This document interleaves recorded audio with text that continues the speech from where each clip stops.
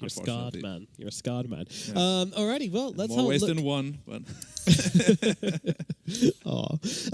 Let's have a look at the player comparison. Of course, we're going to have a look over towards the mid laners today and take a little look at the comparison between Yopaj and Carl, the two players in the mid lane. So, guys, what do you think is the big difference between the two players? If you look at Carl, he's more of that standout.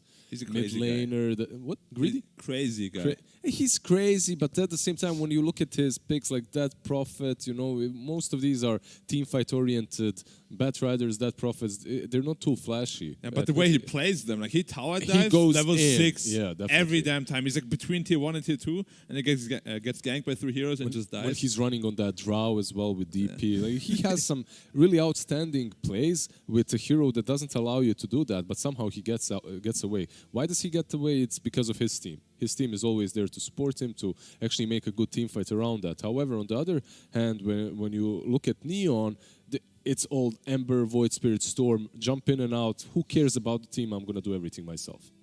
And where do you think that balance lies in Neon in terms of the win condition? How much that weighted towards Natsumi and how much that weighted towards Yopaj? I think there's a very, very high chance that it completely goes one way, like completely Yopaj's way, or he completely fails with his super aggressive moves, like let's say blinks in too hard with the co-op and then just gets countered.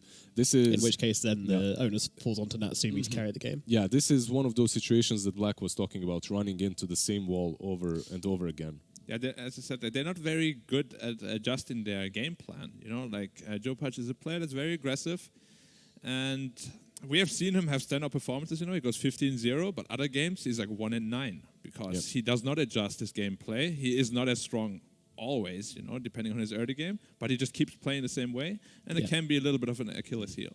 Interesting. So, would you like to see T1 throwing some curveballs perhaps in the draft towards Neon and try and get them off their A game? I mean, Carl I consider as one of the best mid laners in SEA to begin with, so I think Yopaj is going to have a harder time against him. And they also prioritize his picks a lot. So Carl will probably end up having the advantageous matchup, which we then will have to see how Neon can counteract it. Will they gank a lot more in the mid lane, or will they just try to adjust their gameplay? If you're looking at curveballs, possibly more coming from Neon. If you remember in Always. the tournament, even position 5 troll, it's when it comes to T1, it's mostly Enigma being picked and then flexed from 3 to 5. When it comes to Neon, they just flex everything, so it's way more probable to see it from them. Yeah.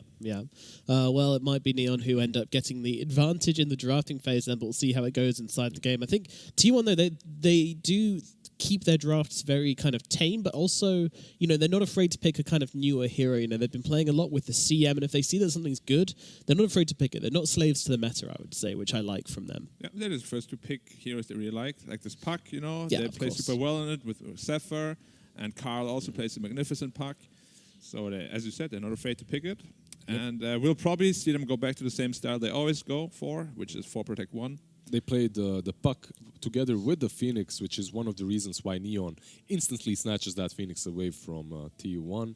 And also, it's just a strong hero. You can combo it now with the Mars, and you're in a good spot as the opener. Meanwhile, T1, they need to really figure out what their next pick is going to be. Is it going to be something that's good versus Phoenix? Is it going to be maybe even a Mars to snatch it away? But when it comes to bans, they're very, very predictable. Troll and the Pango from T1, it's the backbone of Neon. I was surprised that Neon did not pick Keeper of the Light, however, first. But I think they didn't because they wanted to snatch that Phoenix away from the Puck.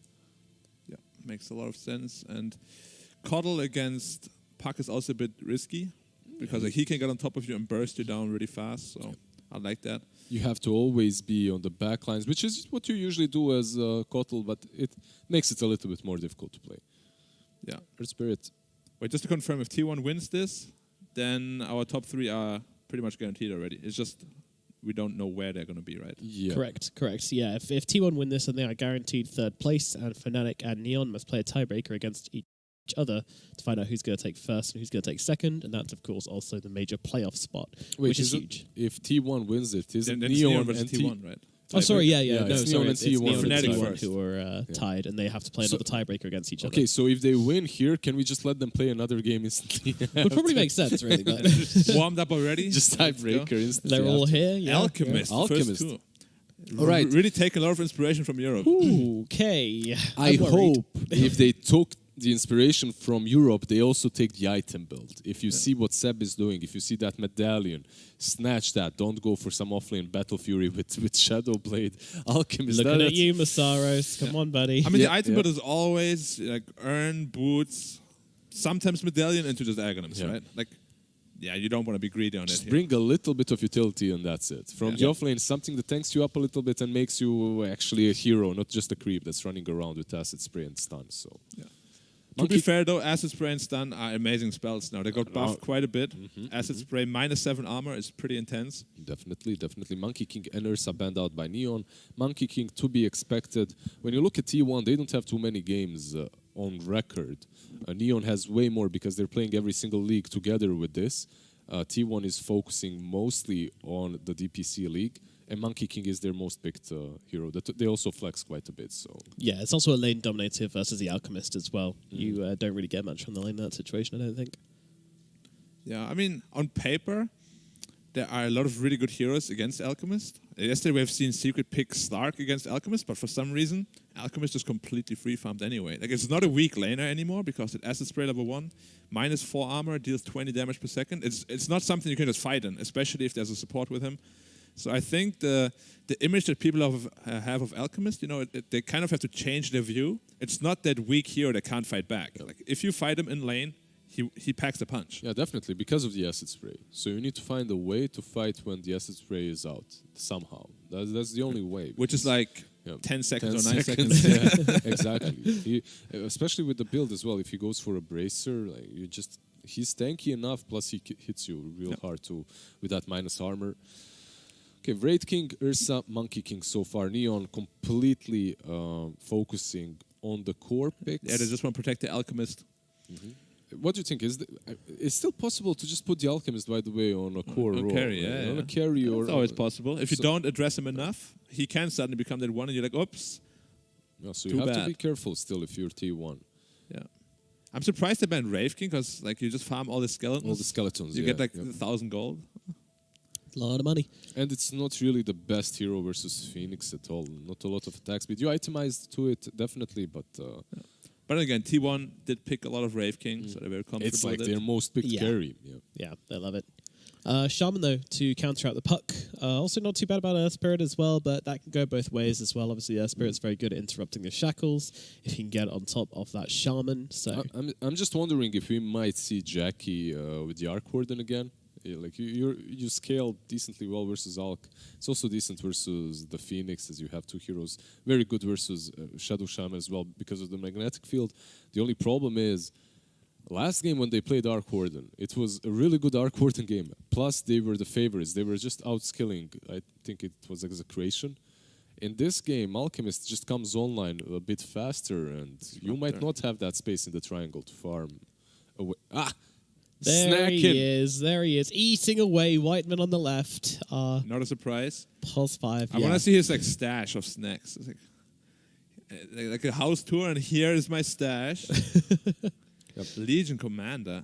Wait, so it's not an offline Alchemist. It will be a core Alchemist, most likely Legion Commander to lane versus the Disruptor, right? It's pretty solid. I think the plan is to put the Alchemist against the Puck. If he's middle, they want to put it middle. If it's off lane, they want to put a safe lane. Because Puck really can't pressure an Alchemist like at all, 0%. Yeah.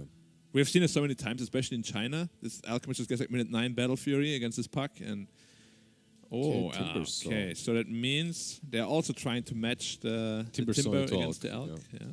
Sunray later on is a little bit scary for the Timber. If you get dueled in a Sunray, you can die fast. Yeah, that's a potent combo. Or shackled into Sunray even. Like the two supports can kill you. We'll have to see how that Timber pick turns out to be for them. But yeah, we definitely do see why they picked it. In SCA, it's a very popular pick. Masarus yesterday just crushed with it, but it was the perfect Timber game. Here, it's pretty good versus the cores, but the two supports can really mess him up quite a bit. Mid lane for Neon. Something that lanes well against Timber as well as Puck. That's not easy to find. Because like a Dragon Knight is really good against Puck, but Timber destroys him. Timber, yeah. So it's going to be a very delicate pick. Maybe they will just pick one of the spirits. They can flex something and put the Alchemist safe lane or mid. So, as well. based on the 4 heroes we've got picked on each side so far, that's what the draft analysis is looking like. You can see here where the power spikes of both these teams come in, and it's looking like the biggest advantages for T1 here, especially looking at how they can take Roshan and how much tower damage they can output in this game. Roshan damage mostly on the Alchemist. I wonder if this is mostly because Alchemists get that big power spike and then you go into the Yeah, you get his AC, you go Acid Spray, is it minus... They've got the Shaman for the wards as well, so yeah, always going to be a big problem. Meanwhile, they don't really have that covered on the side of Neon, but also they haven't picked their carry yet. So. I just love how draft analysis on the side of T1 is literally everything Alchemist. But we should switch it up, right? Like Neon Esports should be on the right and T1 should be on the left, I believe, because Alchemist was on the right. I believe so. But in any case, Alchemist is just covering everything. It's just green on one side completely. Yeah. Oh, yeah, that's that boy, right? Yeah, you're right. Neon should be Neon on the team with Alchemist. We got it. We understood it. Yeah, we know basically Alchemist is a strong-ass hero. Just wards give you so much tower push and like objective taking potential. He's literally the ultimate for Protect 1, right? He really is. He really is. Also, in the words of old Cinderan, well, not so old, but wise Sind. So what carries are left then? Ursa's banned out, Monkey's banned out. Those are really good against the Legion Commander. Yep. If you're looking at carries, Legion is pretty dominant if Ursa and Monkey are out of the game. There aren't many heroes that Legion really cares about. There could be potentially a Juggernaut, which is good against Phoenix, and really good against Alchemist in late game. But Legion lanes quite well against Jug. They could go with the Arc once again for Jackie. Like they could, but possible. Arc Warden is a bit scared of Legion too. Yeah, but you can save your allies with Magnetic Field as well, as long as you don't get caught. If you have to clone up, you can use that PA. That's not what I expected at all. Interesting. It's not that good against Phoenix, and against Legion is also not that good. And this Legion will have a free game. Like you lane against Disruptor, you can just press the Thunderstrike off. Thunderstrike off, and definitely. a P8, you don't do anything to Legion. So the offlane is looking really crisp. Shadow Shaman Legion, expecting a lot of good farm from them. Now they need some sort of space maker. What about the team fight? Playmaker. Overall for T1, the team fight in the mid game definitely looks strong. You have Earth Spirit, Puck, Disruptor, right? Yeah, it's a lot of they have damage. a lot of team fight. A lot of damage coming. Meanwhile, on Neon, not a lot of stuns though. Yeah. Okay, I can see that, but they do have catch. They do have catch. Puck, yes. It's just they don't have the good stuns. Like when somebody's coiled, they will be able to fight back. Yeah, so far for me, T1, I'm not impressed with their last pick overall. Same. But their draft, like the first 4 picks, do look all right. I feel Neon needs something like a Void Spirit, just a space maker, playmaker, you know. Playmaker, any kind, right? Yeah, for, like Void is not the best against Puck Earth Spirit, of course, but they need a hero that can just go in and out and just fight early on. So there's Void Spirit, Ember Spirit is banned already. They could double down for something like DP as well, right? On Neo. DP is just good. Go for full team fights. Potentially even DK, because then if they put the Puck, DK is banned by T1 in the middle phase. Oh, DK, they banned it because they did pick the Puck. Oh, yeah. Okay. TA is too greedy. Like, I would not want to see a TA here. Well, TA Alchemist is way too greedy. What about Viper? It gives you some break versus they played Gyro even on mid lane, which Viper is okay. I just want a guy that can, go in with spells, deal damage, Void Spirit, Gyrocopter. Yeah. You already have the frontline initiator, which is Legion Commander. They play that crazy magic damage Gyro build from the mid lane. It's possible. They go with the Razor. Okay. Okay. It's a good hero against PA. It does really well against Puck. Like, Puck has no chance in that lane. Like, he already had a base damage nerf last patch. But hold on. It's Natsumi playing the Razor and Yopaj playing...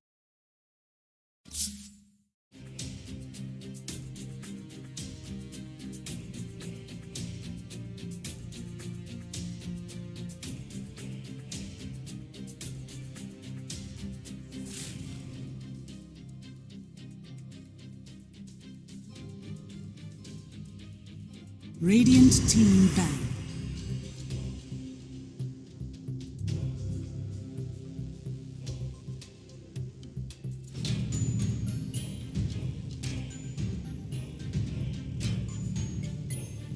Dire team ban.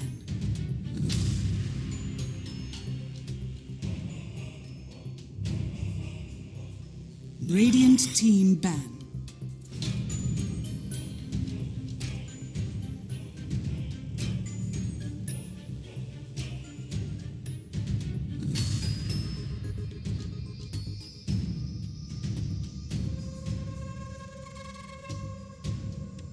Seconds remaining. Dire team ban.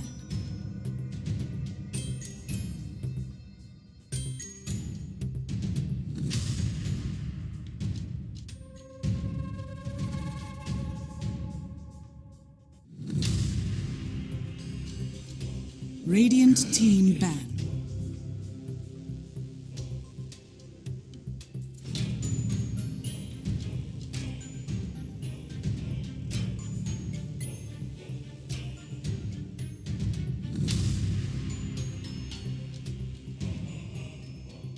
Seconds remaining. 5 seconds remaining.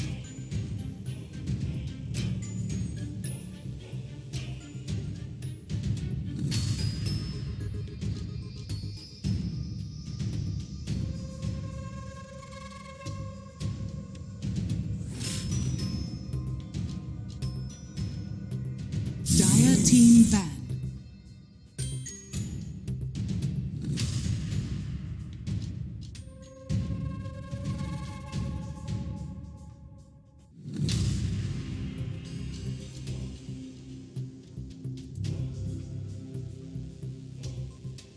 Seconds remaining. 5 seconds remaining.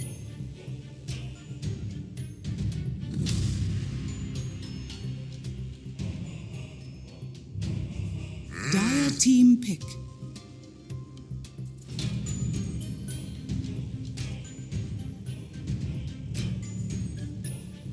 Radiant team pick. Level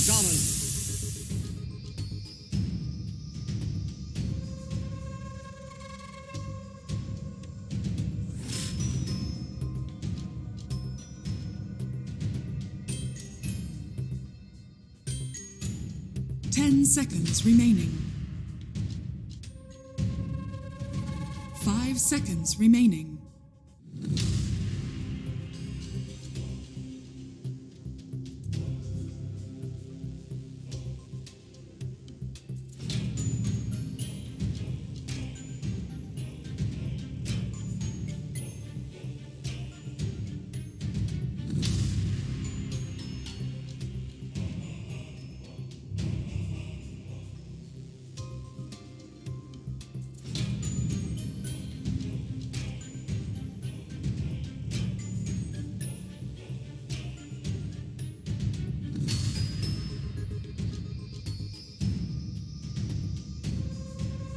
Dire team pick.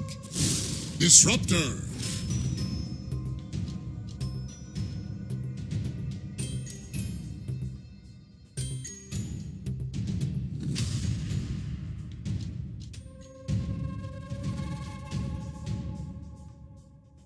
10 seconds. Radiant team pick.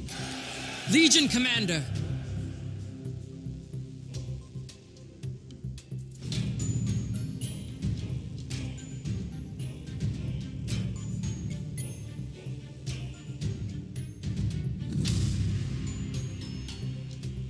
Seconds remaining.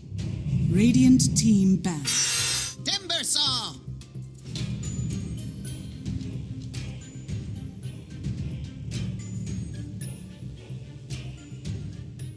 Dire team ban.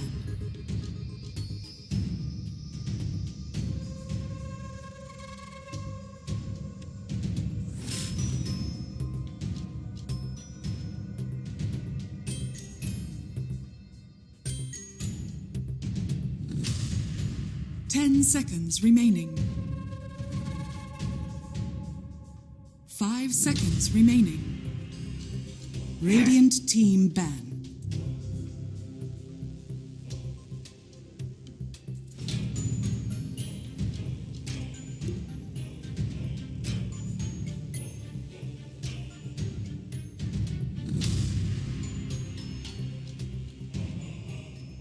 Seconds remaining. 5 seconds remaining.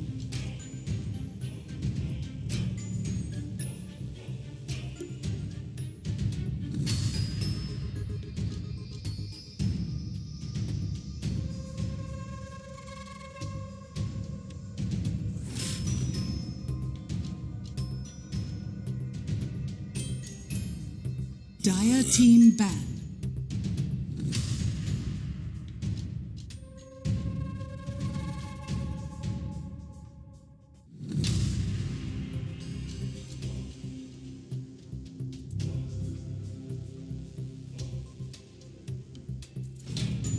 Seconds remaining.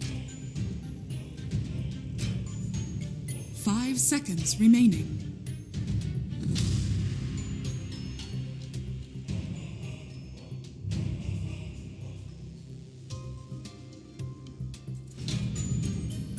Radiant team pick.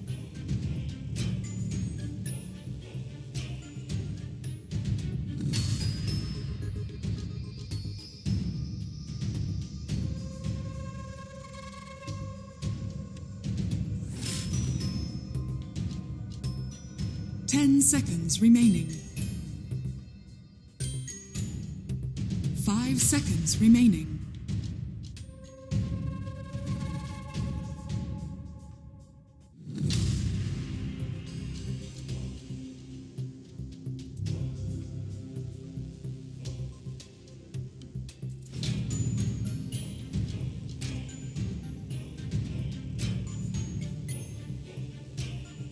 Dire team pick. Phantom Assassin.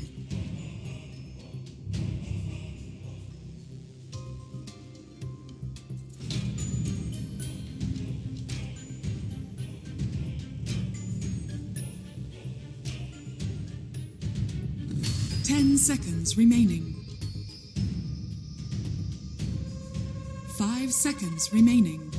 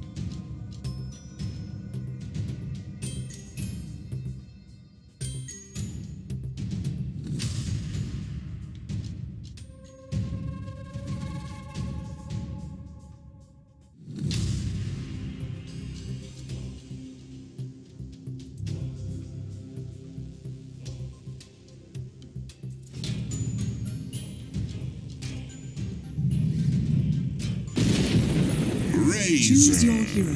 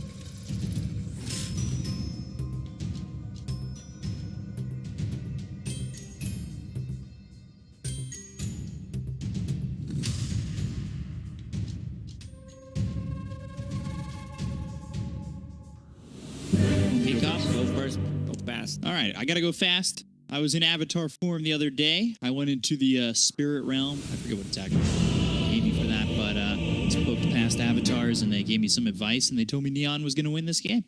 I'll go with Neon, the avatar. That's the only did, but Dota knowledge. Their lanes look good. The mid alchemist. But Prepare for battle. It's a mid alchemist, so he comes faster. Greevel. Solo XP feels unball once you be Legion press back. Sounds good.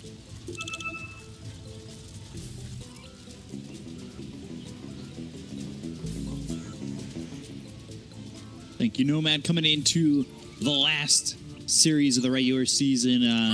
You know, that doesn't include anything that might come afterwards, but we're here, Neon, T1, two teams towards the top that, I mean, their destiny is in their own hands now, and it is going to be an interesting series. See who can for come sure. out on You know, top. this type of series 30 where seconds every to move battle. matters, we can expect them making a bit more mistakes because there's a lot at stake there. Do you think the nerves, we see a couple of For sure. flubs? For sure, you know, there's going to be either, like, we're not going to see any aggression from the teams because they're afraid to make many mistakes, but this favors Neon a bit more because they have Alchemist, so you want to be able to invade the jungle, pressure him, possibly take some stacks. They have good heroes to do so. You have Earth Spirit, you have a Puck, you also have a Timbersaw, so they're swapping things around. I love that from T1. They're putting a Timbersaw on the mid lane against the Alchemist because T1, they were in a spot where they could potentially lose all three lanes if it was Razor against the Timber. Panel talked about how Alchemist free farms against the Puck because he doesn't have much armor. You use Acid Spray, that's -4, so you're kind of in a bad state. You're damaged pretty much. So now they're changing things around. I want to see if Neon will try to make some adjustments to it because Alchemist will struggle. Right. Timbersaw into melee strength hero is too powerful for them. So we'll see if they do make any changes. Meanwhile, Carl is in the offlane on this Puck and already taking a lot of harassment. One thing I guess I have to note about talking about whether or not pressure is on is Neon technically do have a spot in the major. Regardless of the outcome of this event, it just depends on where they end. Whereas for T1, Manuel going down to Jackie for first blood. Jackie on that Phantom Assassin. Need those good timings from that Phantom Assassin to give T1 a better chance of taking this game. Yeah, that's a huge mistake from Play Hard on the off lane. You're playing into Disruptor, and you know that he wants to get Thunderstrike. There's no way he skills anything else. So instead of taking the overwhelming odds, he should have started with Press the Attack. Oh my god, like this bottom lane just got way worse. They got level 2 from that. Whitemon gets a glimpse and sends Phoenix back to the fountain. He needs to walk back. Yeah, that is always a bad feeling when you try to TP back to lane. You're immediately sent back, and then all of a sudden your off laner's eating a lot of harassment. And that lane looks really good for Jackie so far. That being said, the safe lane for the side of Neon looks not as good. Obviously, there's no first blood in that top lane, but it looks like it's going really well. And all that happened because you misused one of the skills. Like you should have, it's 100% press the attack in this lane against the Disruptor. You remove the slow. It doesn't matter that much, but it's also like a good trading thing where you get the attack speed, you get some extra HP from it. Huge mistake from Play Hard. Actually going to cost them probably the lane. It could have been an easy lane for them. There's nothing Disruptor and Phantom Assassin can do if they just get to press the attack. It's that simple. But it is what it is, BCOB, so they have to adjust. Probably realize the mistake.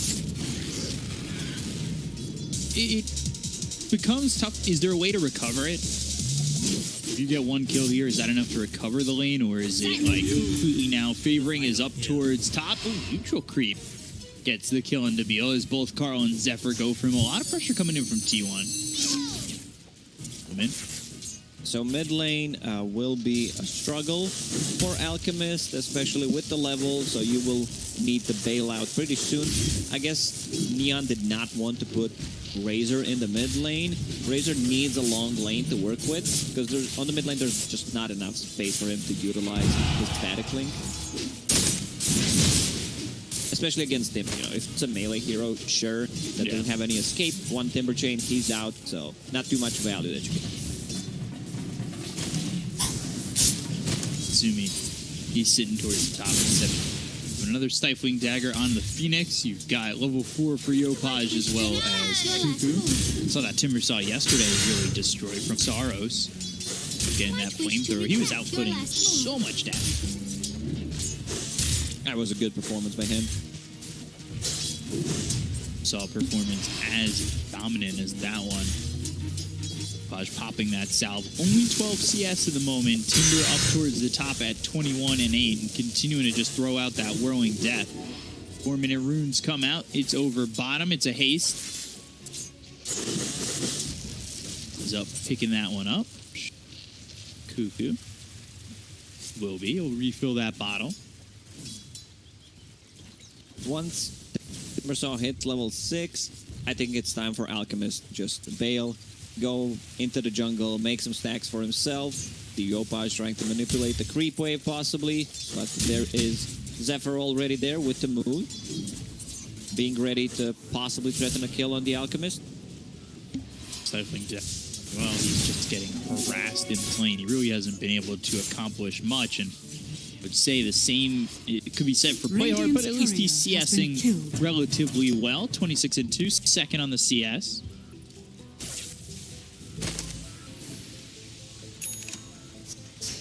Good to see that so far. 5-minute bounty runes come out. Shackle, static link, all blue on his Zephyr. He'll be kicked away.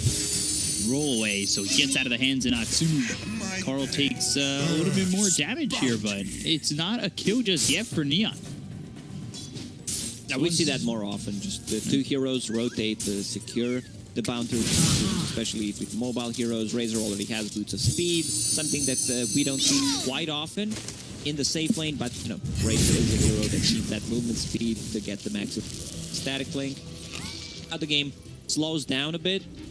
Alchemist trying to be in the jungle. Zephyr even sitting at 160 HP. He's still trying to put some pressure. He knows that Alchemist can't just get away with that. Follow him. And Cuckoo is level 6. Orb of Venom ready, so a lot of kill potential there. Doesn't even have level 6 yet on Yopaj, so Alchemist is very vulnerable. Very vulnerable indeed. He's just getting pressured by Zephyr out of the jungle, going back towards mid.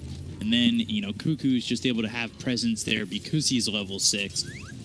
almost isn't. This is a bit of a different performance in terms of aggression from both teams than we've seen throughout the entirety of the DPC. Both these teams were high octane, just go, go, go. Oh, Zephyr gets all the last hits from Opage. This is pretty big. Like, they're putting a lot of pressure on this Alchemist. I think he's been running around for the last minute, even more than a minute, not getting any CS. Been trying to get that level 6, trying to get some CS, and he's not Needs to finding walk any of back. Like, Zephyr is in his face. Even though, as I said, he's sitting at the less than half HP, still doing so much work. Honestly, pretty crazy how well he is just holding this Alchemist out. Yopaj just having no presence right now. You've got a Phantom Assassin who's out-farming an Alchemist by 1,000 gold. He comes back to the lane. They don't have the best heroes to rotate. None of these heroes threaten any kind of pressure on Timbersaw. Timbersaw's super tanky, and we can see E1 bringing 2 extra heroes, 2 supports, because they feel very safe. Phantom Assassin being alone on the bottom, and making a move on Januel. I want to get the kill here on the Phoenix. He's ready with that glimpse. Kinetic field. I think Januel was hoping that it would get used a little bit earlier. There's not really much place for him to run. He's going to try and Icarus dive away. Not actually ready for him to Icarus dive over and be able to get the kill. So that glimpse, just unable to use it. Only level 1, not the longest range on it. Someone from Neon needs to keep them busy for Alchemist to actually be able to get his items online. There are no stacks for the Alchemist as well, so that's gonna hurt quite a lot. Now he made one for himself, you know, it's something. Stack, but it's just one. They've already lost that mid-tier 1 tower, so T1 already cutting into the map. We're 8 minutes in, and it's just so uncharacteristic of the region that it's only 1-0 at the moment. Yopaj getting pressured, Zephyr trying to TP out. There should be a Hex and then a Shackle here, but this is 4 heroes rotating. Yeah, that's why I said at the start of the game, they were probably not going to see many kills. The game will slow down. Both teams, they need to win this series. Playing super cautious about everything. Carl is level 4 on the top. He's been really struggling. 14 CS.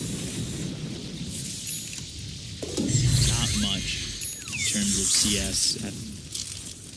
Being Natsumi, who's done a good job there, but at the same time, like, he's only got 3,200 gold compared to the Phantom Assassin, who feels like, well, Jackie, he's going to the Battle Fury and he's getting there quick.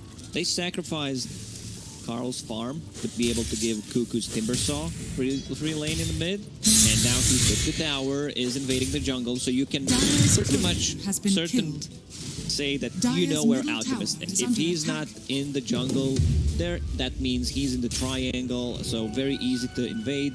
Working towards that Battle Fury, it's not going to be the greatest timing. 9 minutes in, has Claymore. He needs like 2-3 minutes of being left alone. Try and find some safe. It's going to be tough. Line TP in, as they might have to play hard. They brought Kuku over. They've got the kinetic field. Jackie jumps, play hard, getting really low, hit by that whirling death. Run from his timber. Now Debil's being caught, stifling dagger. There's the shackles, but Debil's just standing in the chakram, getting hit by Jackie, and he's got another kill. Dagger again on the play hard. They want to continue to chase. They've got Carl over here who does have Dream Coil. He'll drop it and they'll get a second. So T1 just invading, putting the pressure on Neon, who have no response right now. They have no response, as you said, to Cuckoo's Timbersaw. He's playing well. He's, giving back to his team all the free lane that he got, invading the enemy jungle, playing with the team, outnumbering the opponents. Alchemist, he's getting some free time. He's getting a couple of CS. Still should be like 13 to 15 minute Battle Fury if he doesn't die. Dire's middle tower is under attack. Gain top spot in the net worth. He's still sitting 1,000 gold behind this Phantom Assassin. Just one component away from getting that Battle Fury, but bottom, Jackie's caught. Duel's there.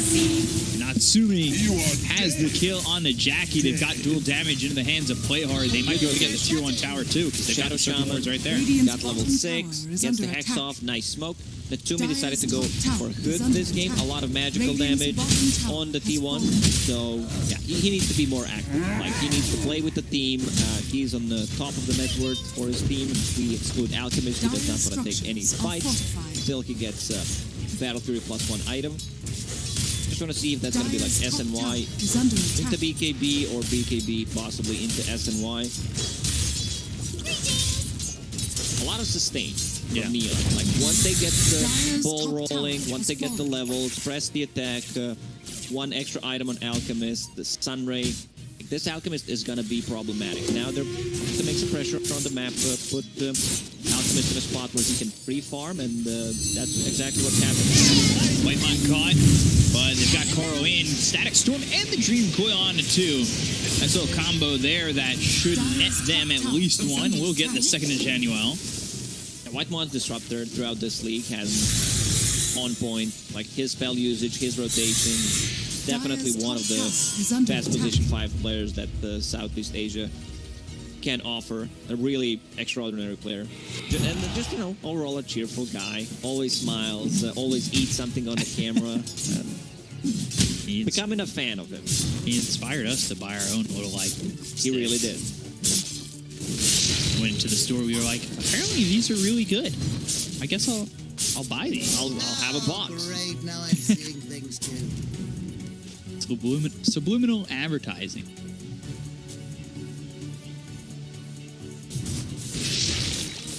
Still a 2K lead here for T1. Kills there for Jackie. Just about 400 gold away. Grabbing this.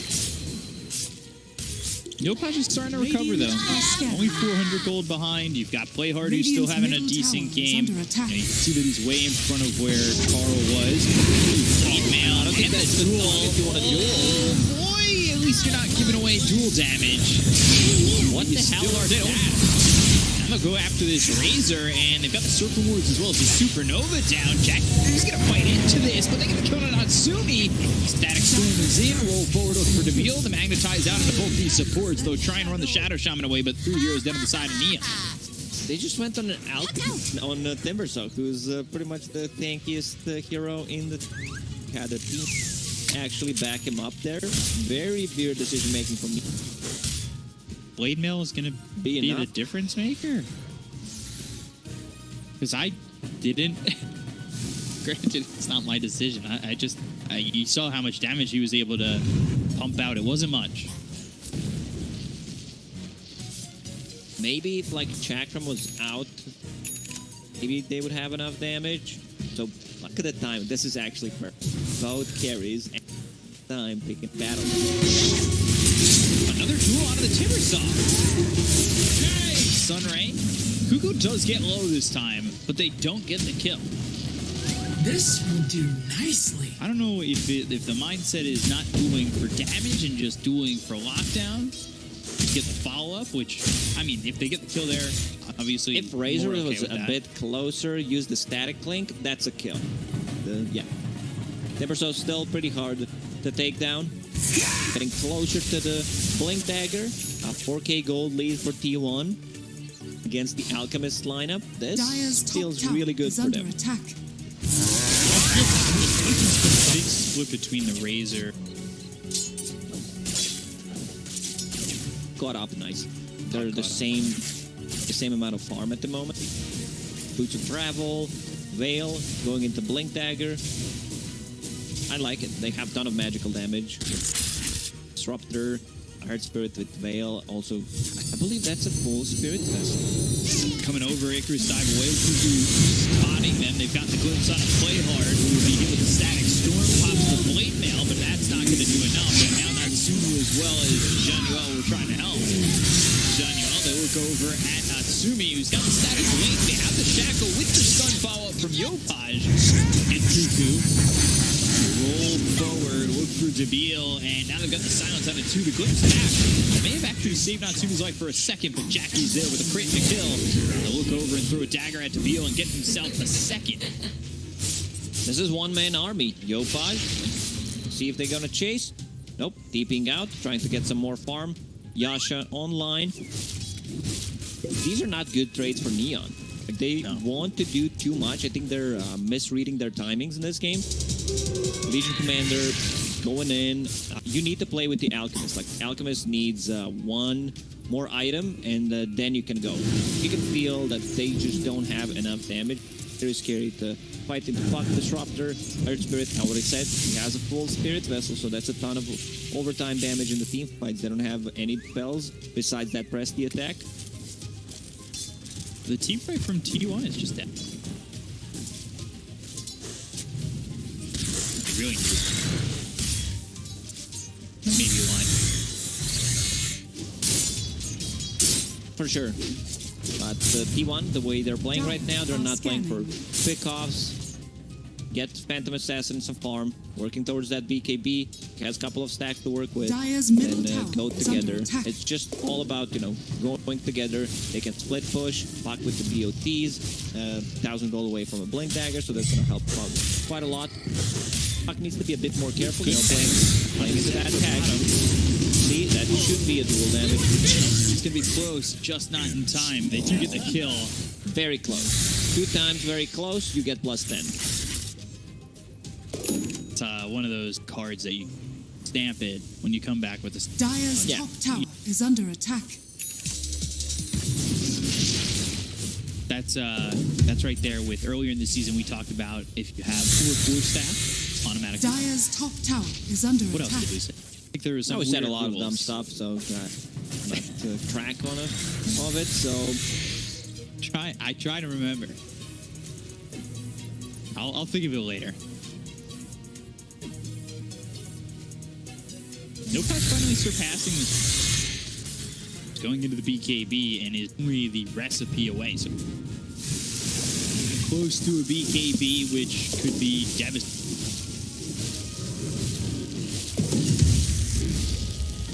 Self now.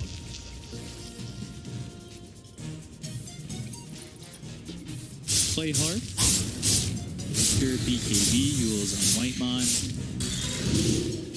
Dub for Carl. So Neon could smoke up right now, push the mid lane. Let's see if they have any smokes. There is one on Phoenix. It's probably going to be a smoke. And try to make stuff happen. You have 2 big items. SNY on Alchemist, Blink Dagger that you talked about. Sunray is maxed out. I really like that from John Well in this game because he was kind of struggling and he understands like so much better to max from Sunray.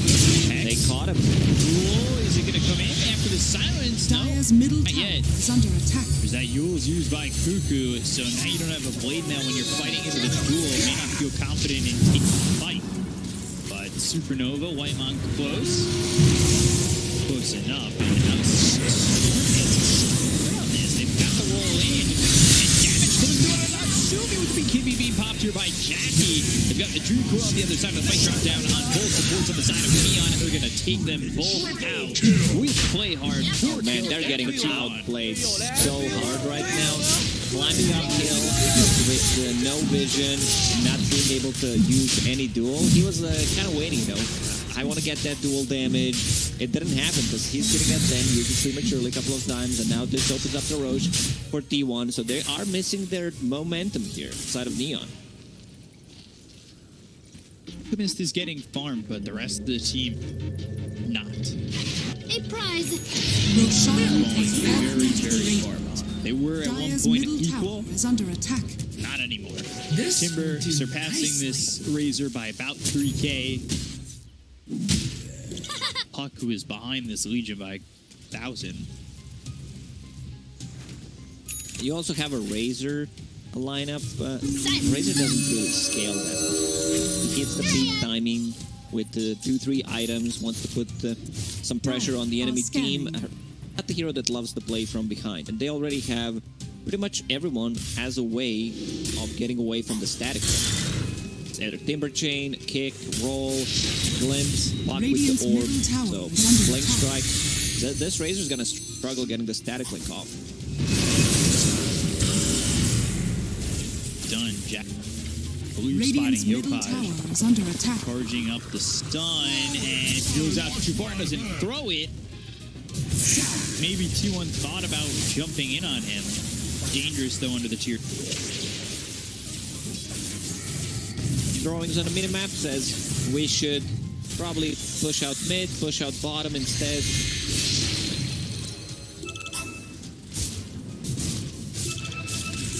Circling the triangle from the side of Neon. Maybe they're all going to move there in bunches. Maybe get a cutoff on some of these players on T1.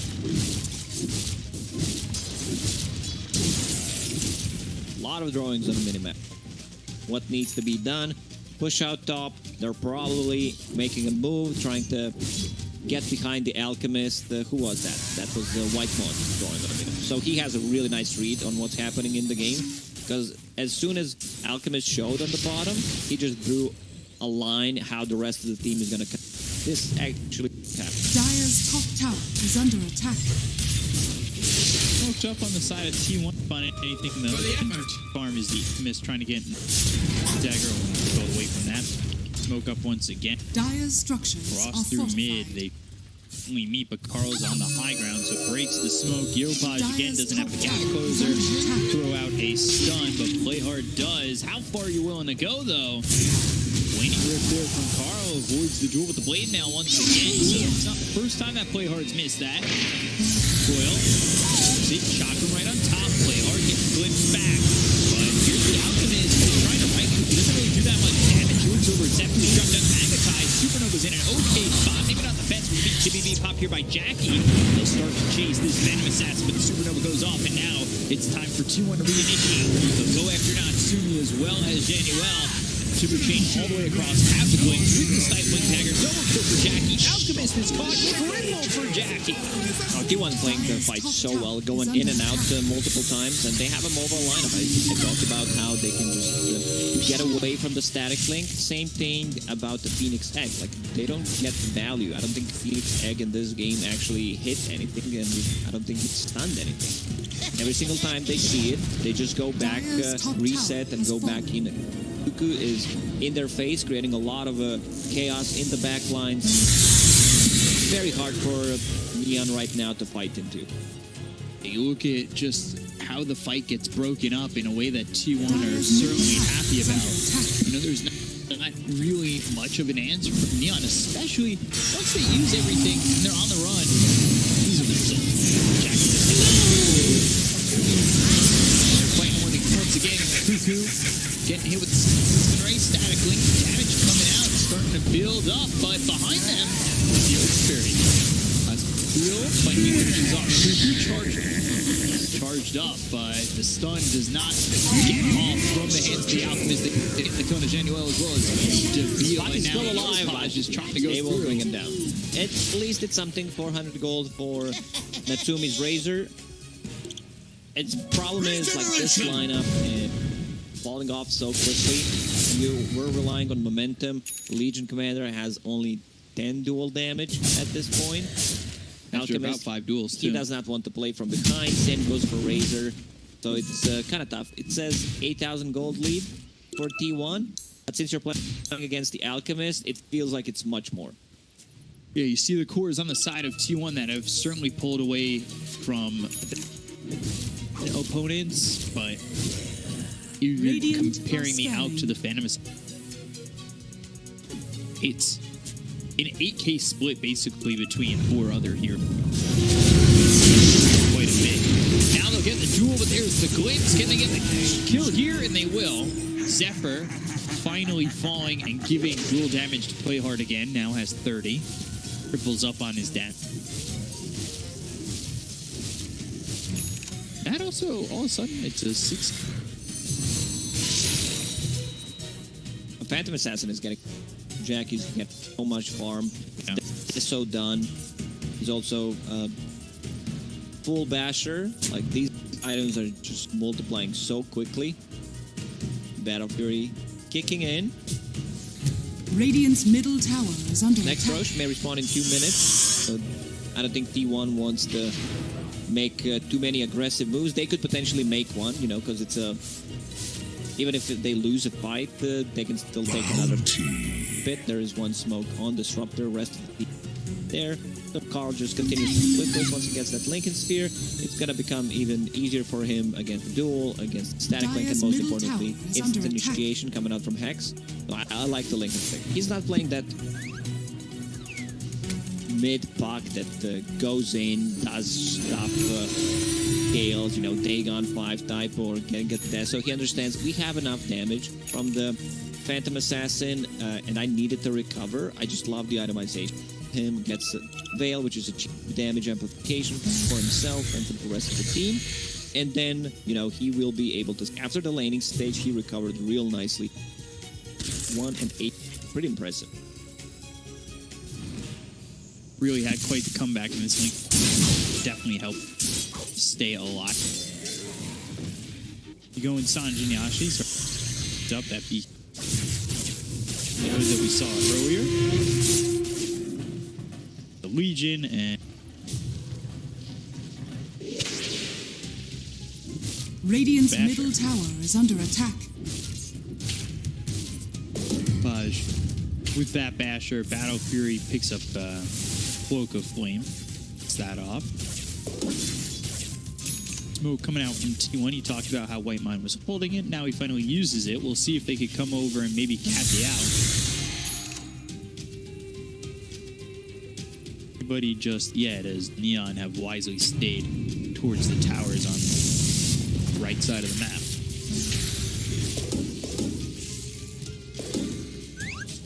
And they're not really looking to engage on. They just want to farm. Both teams very careful, holding the high ground in case enemy team makes a move. Let's see the Roche respawn in a couple of seconds when it's going to be. Phantom Assassin was trying to get like S and Y. Status resistance is good against Shaman, against Duel, but it's a bit too late to get that item, so Satanic I think is the correct choice. Satanic, the Abyssal Blade, to be able to blow up the supports. Man, Satanic was such an OP 4. Just stacking stat. Gets stunned. Possibly a neutral item on top of that. It stopped it all. Have status 70. And she finds Orb of Destruction, -4 armor, -3 armor from Orb of Corruption, -6 from Deso, so that's -13. Let's check the armor. So Shaman, he goes negative armor. So the Phoenix is like, he's -10. He can get one-shotted. Might just blow up, and now they're going to try and fight this. They've got the smoke to blink forward. Carl, the Dream Coil down onto 2 as well. The Waiting Rift with the BKB, Popeye, Natsumi. They'll get the Supernova down. It's actually in a decent spot. This might blow up and hit Jackie, and they've got him in the duel. Supernova comes in with the Sun Ray. They get the kill on Jackie. They'll look for the rest as the roll comes out on the Debil. Static Storm, nicely placed on a 2. With the Invisible to fight Yopaj. Yopaj gets in onto the Earth Spirit of Zephyr. Whitemon gone. Debil dead. He'll buy back. Now Zephyr, he'll fall. 3 heroes dead. Stun comes in on the Cuckoo. They'll chase the bash. Oh my god, that attack speed and bashes. Jackie overextended that. He did not have Blank Strike ready to disengage from the Supernova. Good Supernova in the back, and this time around they had the tools to actually lock him down, and now they get the Roche. So that's G's and Aegis, T1 in a difficult position. Like, they were the ones dictating the tempo of the game, using the smokes, putting the pressure on the map. You know, now the tables have turned. That was initiated by T1. Neon responded accordingly and, well, did a very good job doing so. Get 4 kills. Debil did buy back. Radiant's courier has been killed. Cuckoo's courier picked up the cheese and was killed. Swiping the cheese. Still worth it. You know, cheese could make a hell of a lot of a difference. Let's say on a Phantom Assassin. But yeah, you mentioned that buyback. Shadow Shaman not hesitating at all. He used it straight away. He's a bit... He's actually the least farm hero in this game, which is kind of surprising. But if you look at his skill build, didn't put more than 2 points in either shot. Instead, he's going full control. Needs to be very careful about his positioning. It's a rough one. You're playing against all these mobile zero-face heroes, Phantom Assassin, Puck causing a lot of issues, Earth Spirit rolling in, just Nimble. So it's a rough one to check. That buyback gonna hurt his net worth, but not really what he's here for. Just looking for the control.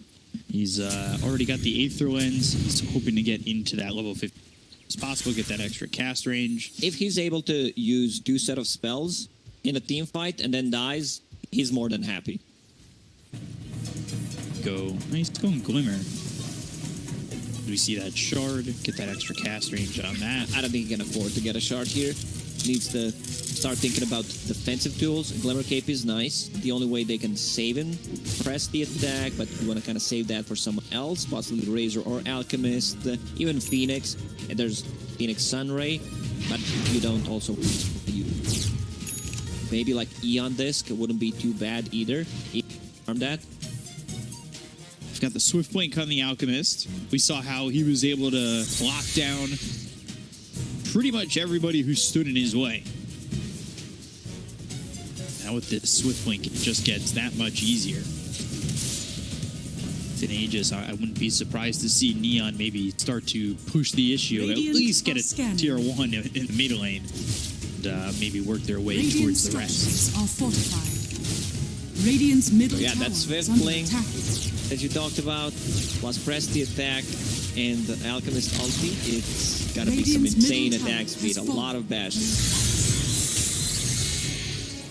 T1, they need to find a way to potentially fight here. Not sure they exactly want to fight into the Aegis. They felt a lot of power with what Phantom Assassin was bringing them. Now maybe waiting on Jackie to have that Satanic ready to... T1 is so afraid right now. Neon not showing any heroes except Alchemist on the map, and he can easily just connect with the rest of the team. Viv Blink plus Chemical Rage. That a lot of movements.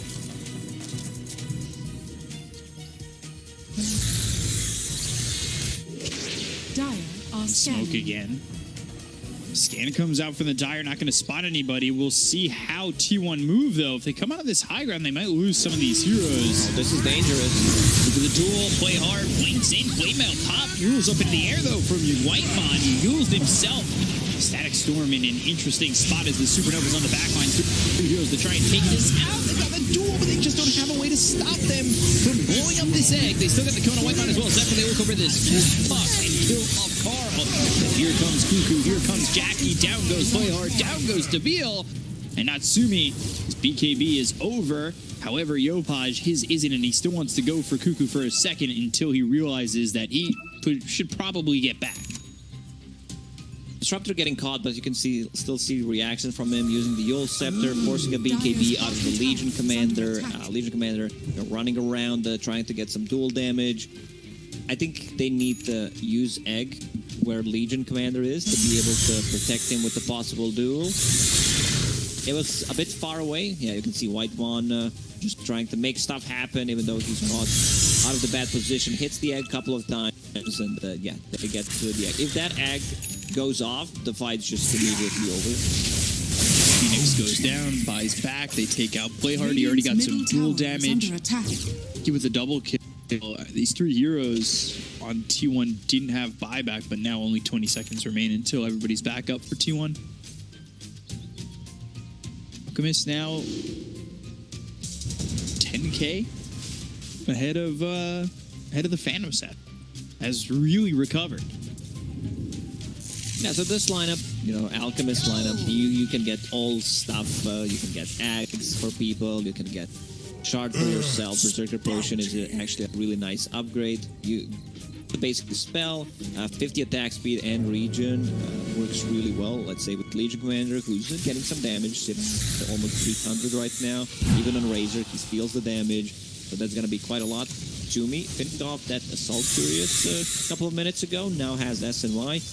I love the AC pickup. He understands I need to make my team a bit more tanky against the fence. Going after Cuckoo. Static Storm already used, but BKB comes out from Yopaj. They've got the duel. He timber chained away, but it's not going to keep him from going down and losing this duel. Roll onto the backline. Zephyr comes in with the Geomagnetic Rip as well as the Boulder Smash onto the Phoenix. As now, Ash was thinking that Zephyr was going to roll, so he blinked away, but they'll still get the kill on Zephyr. Natsumi gets credit for that one. They'll use the Supernova. 2 heroes down on the side of T1. No buybacks for either of them as they push into the tier 2, potentially looking into the high ground. No Static Storm to stop them, but no BKBs available for Yopaj. Puck is in. There's the bash. Oh my god, they blew him up. Carl, he'll get credit for that one, but Jackie did the heavy lifting and they get the kill onto the Alchemist. They might even look to chase. Second, they thought about it, but still risky. Now, this move just shows, it's everyone's games today. It doesn't matter. Alchemist, one step too far away, gets blown up. He's sitting at the 3,000 HP. He has 15 armor, extra 5 when he is close to Razor, but still manages to die, 2 seconds. Crits were enormous. Still looking. They are. Roll in, that misses. Waiting Rift comes through. BKB TP. I see Puck going for Aegon 5 into Aghanim's Scepter. I'd still prefer if he gets Ags. You're playing into a lot of BKBs. And want to keep them in place, reset possibly, and then go in. So Aghanim is a cat. Yeah, he.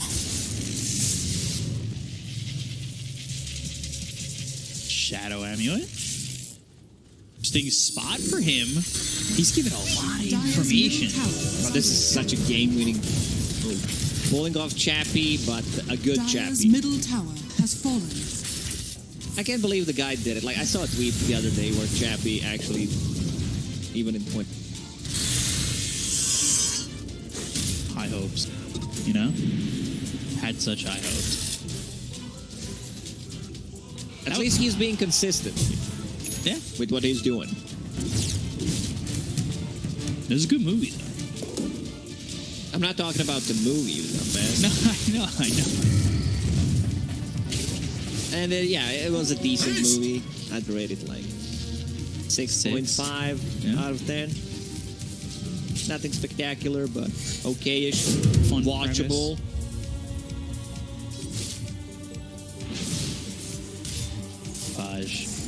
Building that KB. 3,000 surplus on the buyback. Is he trying to buy it all surplus? I would assume so, right? Doesn't want to call without buyback? Especially after that last death. That was... I don't know if he was expecting that kind of damage to come out. I don't think anybody would. Maybe not even Jack. He definitely didn't. You land a crit or 2 in a row, you're like, wow, we can actually kill him. That's why a lot of the times in Dota, you poke, you see what happens, maybe something good comes out of it. A lot of couriers inside a pit, just cutting things around. Back up in a minute 15. It's going to be the third Roche, so looking like that's where the next fight's going to be. Roche, Aegis Cheese, potentially an Ag's Blessing. Bottom tower is under attack. You ends up picking that up. Maybe a refresher. Why is no one killing the other courier? Like, they can see each other. They're hanging out. It's a treaty, dude. No killing of the couriers while Roche is not up. Well, the bill is like, yeah, maybe we don't have to respect that treaty. Behold! A prize! Lose Roche to that, Karma. Fortune's changed. See, Debile walking over. Courier. Respecting the treaty. Silence! But they sent the other courier back, so they don't have vision inside the pit just yet, and PA pulls her courier from pit as well, as they'll just leave a Chakram in there. Pull it out right before Roche respawns. Smoke used here by Neon. This is the fight that we were waiting for, and where it pretty much... Yeah, this is a game-deciding fight. Whoever wins this one, I'm going to say probably take the game, but, you know, there it is, first jump. Yeah, jump through. They've got the duel. They'll get the Kona. Zephyr does have buyback. I expect that he'd want to use it if they're going to fight, but the kinetic field actually kept them from going any further. They'll have to buy back if they want to defend after this Roche. Serpent wards out. Roche gets This Roche goes down so quickly. Minus armor from Asus Spray, AC. They're going to fight Dream Coil as well as BKB gets popped with the Blade Mail, and the Static Storm is down, but the damage coming out of Nabil from Jackie. They'll get the kill out of the Shadow Shaman, looking over now with the Phantom Assassin. He's getting bashed up by Yopaj, who goes in with BKB. He does not have his ulti at the moment. The BKB is about to run out in a second. Carl with the Minotaur where he's staying invulnerable for a second, but they get the kill on a play hard. They look over at Yopaj. They block down the Alchemist. They magnetize and the Spirit Vessel. Enough damage to kill off the out. The question is, do you want to give up this Roche? Are you going to hold buyback? I mean, Januel, he is dead, and Deville, there's the dust. He's gone too. So that's dieback from Deville. Kind of surprised that Neon decided to go inside a pit. They used Alchemist ulti, so he did not have it in the fight. Dire's middle tower is under And he also attack. doesn't have boots. Like, at this point, I think Battle Fury, you swap Battle Fury out, you keep the power threads, because we could see that he struggles. You know, Swift Link gives you that opportunity to exceed the max movement speed, but if you don't have it, if you don't have your ulti, he was moving with 335 move speed. Is under attack. Not really great, especially with all the slow Dire's today. middle tower has fallen. So they get the tier 3. They go for this set of racks at Dire's least. bottom tower is under attack. Move up towards top. Not taking Roche yet. A lot of time to work with. They're poking.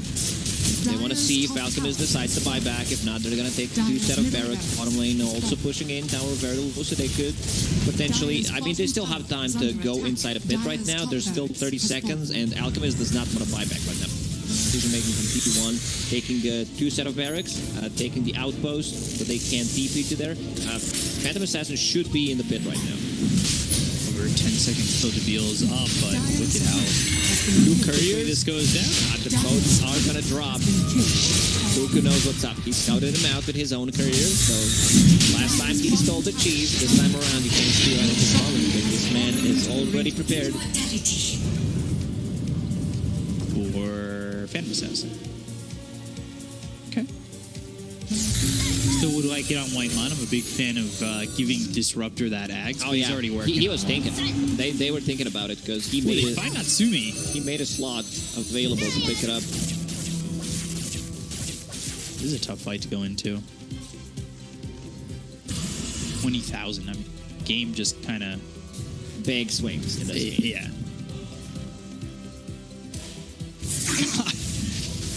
That graph. Look at that graph. If you're a Nickelback fan or not. Look at that photograph. Oh. Also, I don't know why people hate on Nickelback, because they're like a decent band. You don't agree? Like, they have some good songs. They got some good ones. Maybe I'm a boomer. I don't know. Production also agrees. You know, they're a good band. Okay, so 2 for 1. Beak up, you're out. Well, I didn't say I didn't like it. I just kind of, I was like, it's all right. I mean, it's not the best, but it's far from the worst. That's very true. So 2 set of barracks gone. Phantom Assassin with the Aghanim Scepter has ninja gear. This is like pure assassin type, where you can just jump anyone. Like, you want to kill Shadow Shaman. Like, this is your target to kill if it's possible. If he shows, just go for it straight away. He already used a buyback, so doesn't have one for this fight.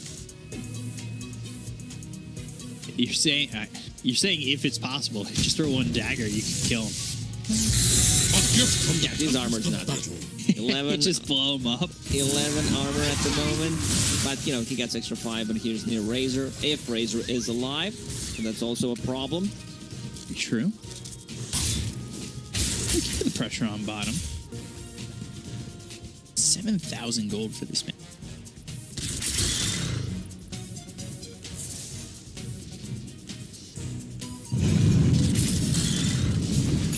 for Jackie. I like what Neon did. They lost 2 sets of barracks, and now they know how T1's gonna approach. There's only one way to approach, one way to come into the building, come and try to close out the game. You know, there's a possibility they come from the mid lane, but there is sentry ward there, so they could potentially see them. I'm just trolling them. You do not want to lose a set of barracks.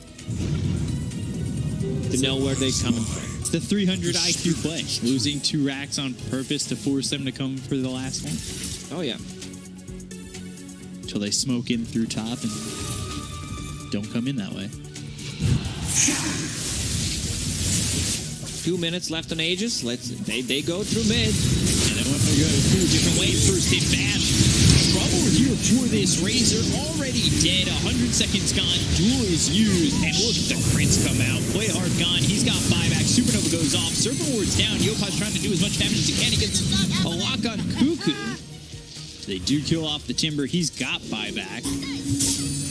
A lot expended there, though, for Neon. Buyback from Legion Commander straight away. Gave up 30 dual damage to the Phantom.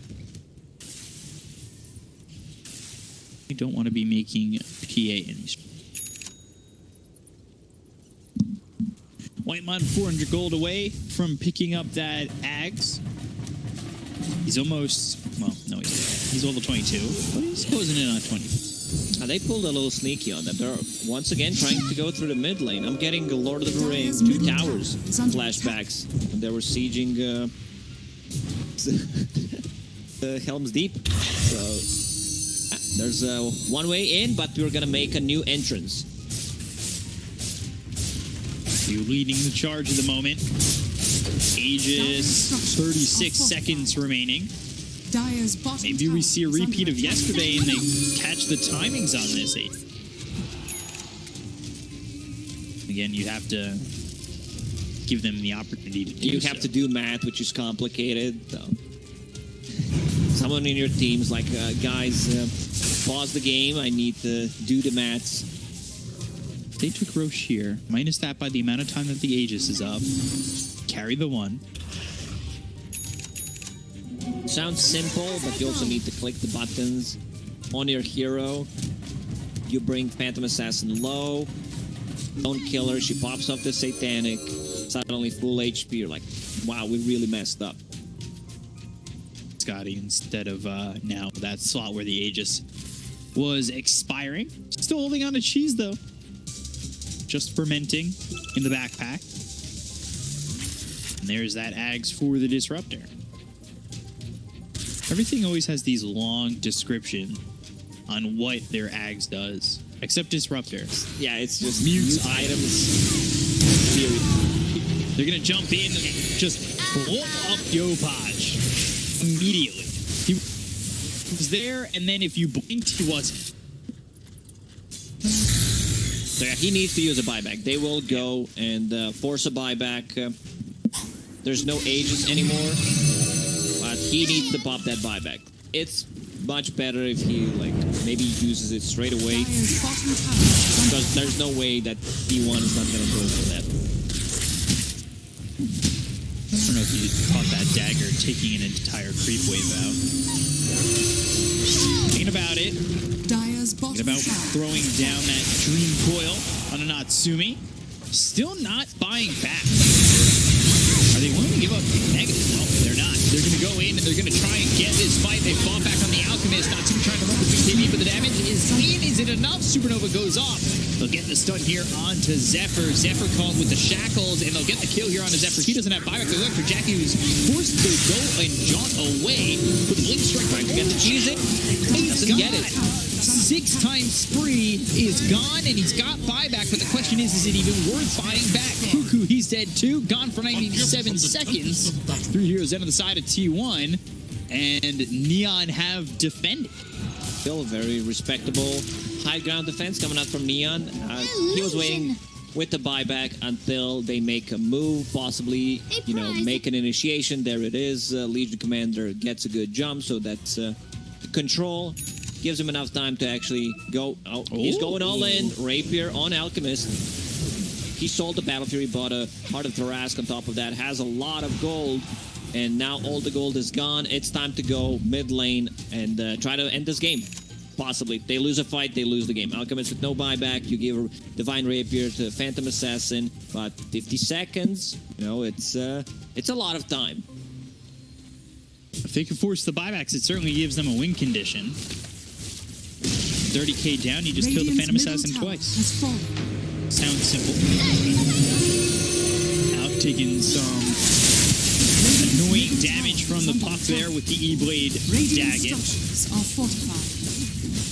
At third left, God, Swift 20 seconds, man. You know, if you're Phantom Assassin here, you can feel like the time is slowing down. Of course he is. That they need to buy back. 3 buybacks straight away. Static Storm that's going to be down. If you use your items, you're in trouble out. Uh-oh, there you go. Popping like a pinata, dropping the Divine Rapier, going after Natsumi, getting the kill on the Razor. Both gone without buyback. Playing way too far forward, and all 4 will die and should make it a bit. Is it a rampage? No, it's not. But it's GG call. One will take game 1. This is the type of play that Neon had to go for. You know, you get that Divine here. Maybe he could have tried to jump back, reset, but Aghanim Scepter is on Disruptor. It says mutes items, period. No.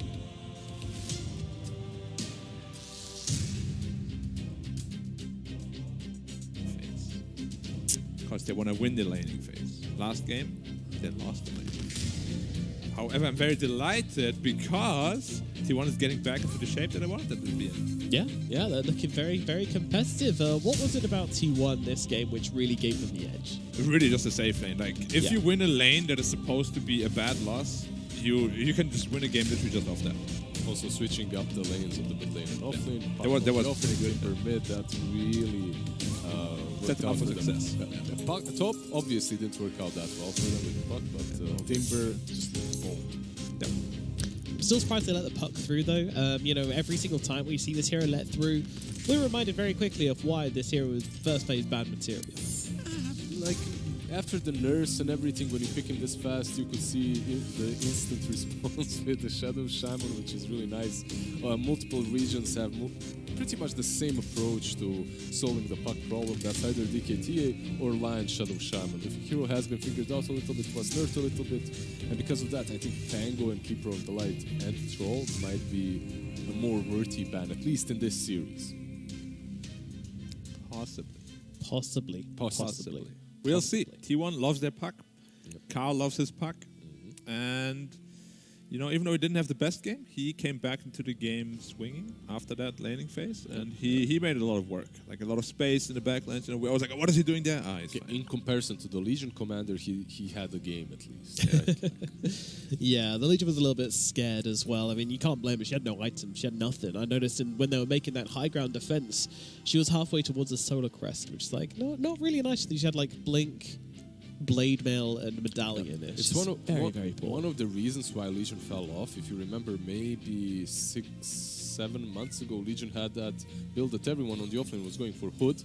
And it doesn't matter, like you don't even go for duels. You're just that nasty frontliner that's just purging everyone with press the attack. But you can't really play her that way anymore. Hood doesn't necessarily benefit you that much. So. I mean, Legion is supposed to win a lane and snowball off that, right? Like, if you lose your lane as Legion, you're just dead weight. Like, I've never seen a team where Legion just lost super hard win a game. Like, it's just such a bad hero if you're from behind. Yeah, like the entire duel mechanic is literally like dependent on you being ahead. Yeah, it's not a great counter initiation tool at all. Like, oh no, they've jumped in and dueled one of our cores. I'm just gonna kill her. Yeah, and then she loses, gives the enemy even more damage. It's a slippery slope, Black. It certainly is a slippery slope. You know what else is a slippery slope? Drafts, and that's what we're into right now. You see, the Enigma actually banned out something that we didn't mention. In the first series, in the first game as well, it was banned out. Obviously. Why did you mention that? When we were talking about other bans, like, now it's on T1 to either ban out the puck or perhaps troll. They go with the troll. Yeah. So this is it. Pango troll from T1 is a must. You don't want to give this away. To But they Neon. take the puck. Unpredictable outcome here. Wow. Did they expect this? We'll see. We certainly will, Black. We certainly will. Do they just pick Disruptor again? Disruptor's pretty good against puck. Not the best, not the worst. He's decent. It's also very strange. Neon, Ad Rider. they're not picking puck that much as Pango and Kotal, but only because puck is most of the time banned, right? So they can't get their hands even on it. Bad Rider. Bad Rider. I've not seen him have any good game since the nerf. We have a Slavic and a German accent here, and I'm not the one to blame. Every time he says Bad Rider, I hear Bad Rider. Bad Rider. And with the latest nerfs to the hero, is he a bad rider? What do you Yes. think? He's a terrible rider. Terrible. Right? Oh dear. So why did I pick it then? I don't know, to be honest. Like we have seen a couple of bad riders. The couple of series ago. Bad riders. Oh, what are we eating? What are we eating? That was. And they goodness were me. just That was big. not successful. Yeah. Whatever he's eating, it better be good for that bad rider. And T1 instantly with the Monkey King. When you're thinking of Neon, they have their own flex picks, but Monkey is definitely one of It's T1. a great combo. You can firefly over the tree and then your own monkey. Get the monkey down. We have the color schematic is really good though, and we have seen them make this monkey either an off lane or a carry, even mid. So Mid lane or post 4 or post 5. post 5, yeah, whatever floats your Or boat. courier. He can be courier as well. That's very. You good always point. start the game as a courier. Exactly.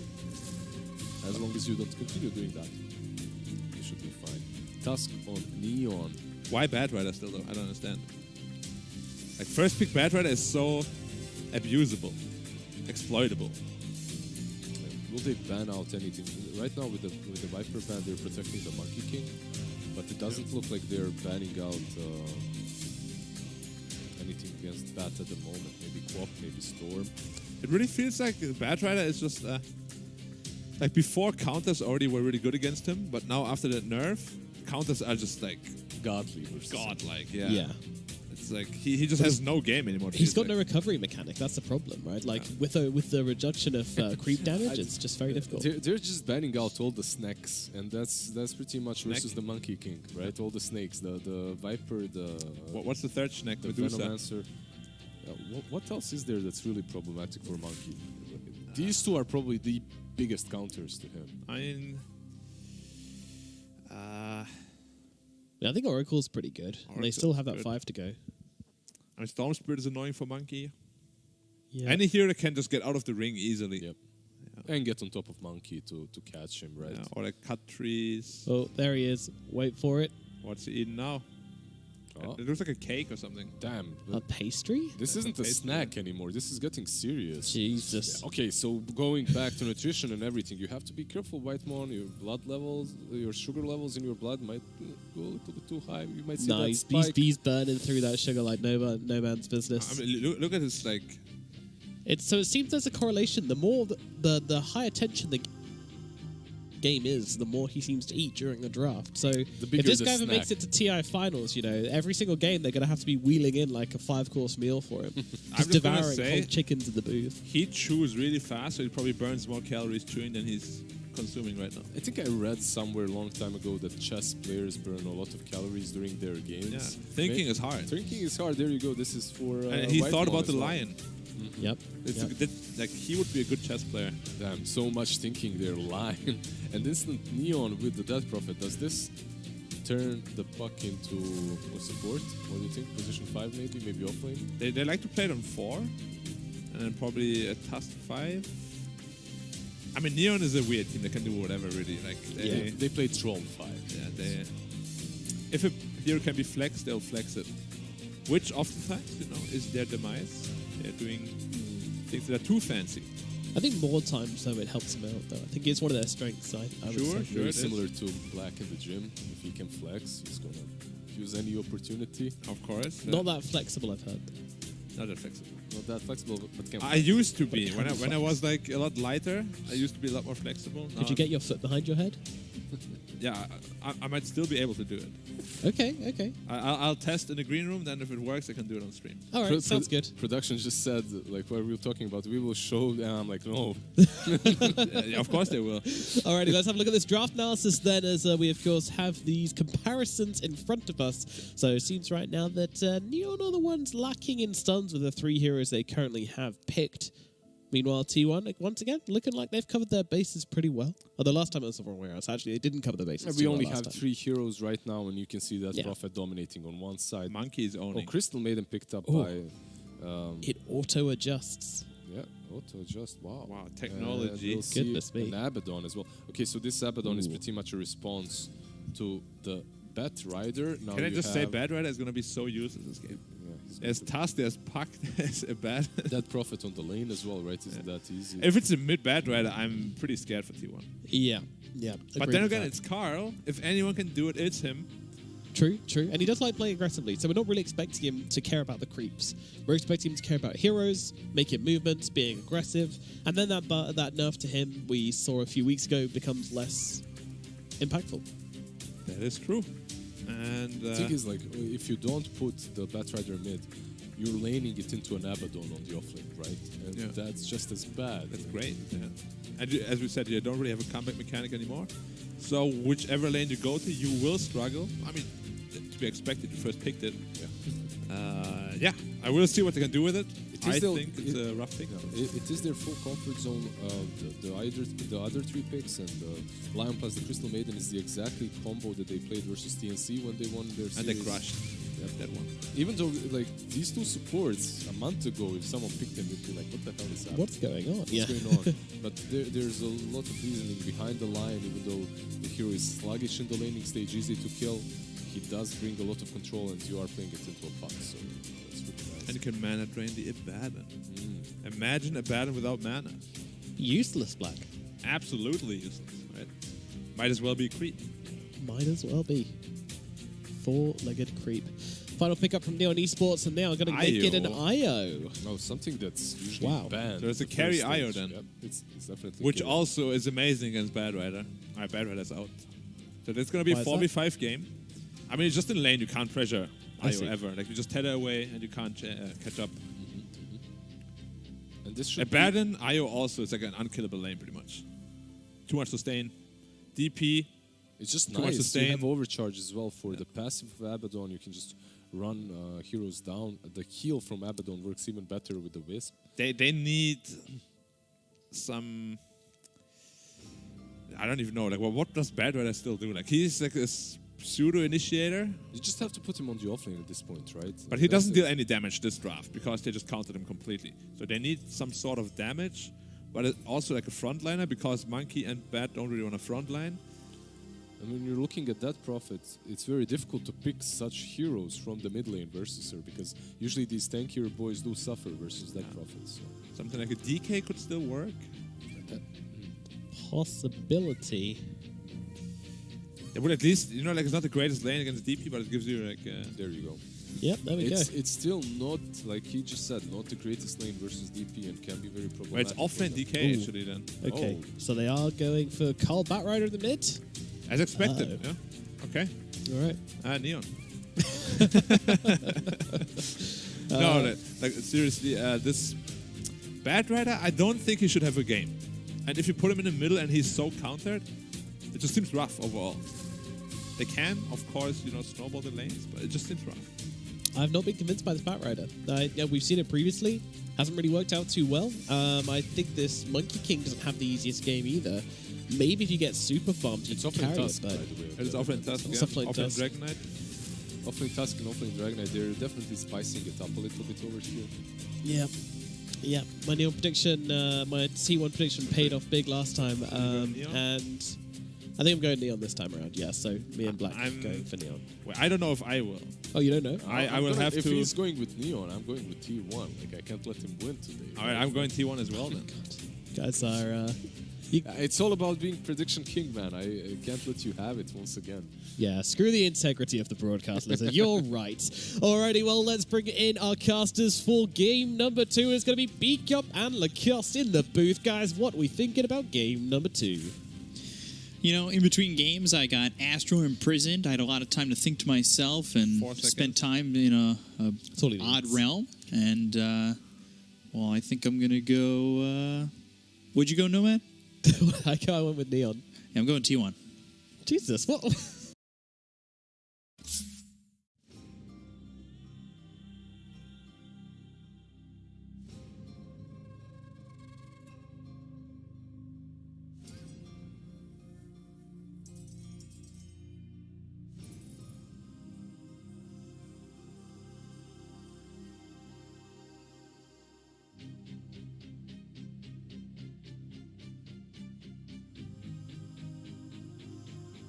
Dire team pick.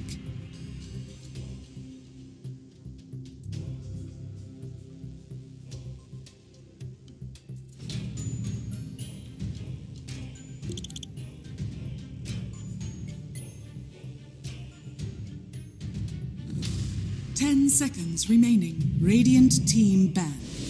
Monkey King. Dire team ban.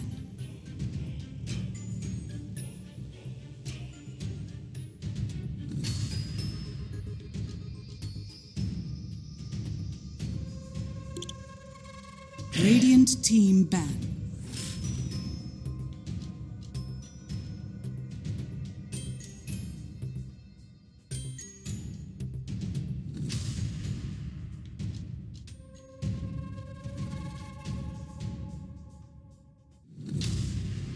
Ten seconds remaining.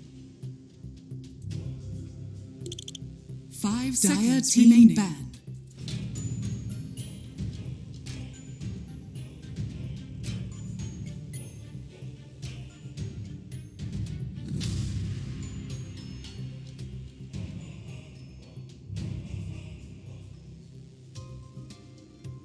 Ten seconds remaining.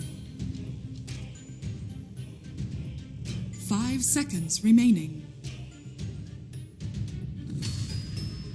Radiant team ban.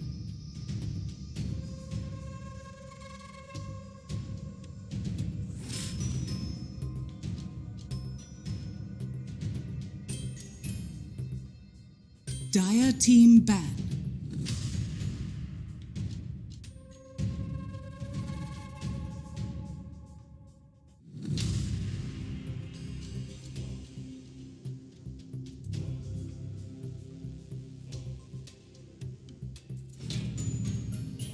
Seconds remaining. 5 seconds remaining.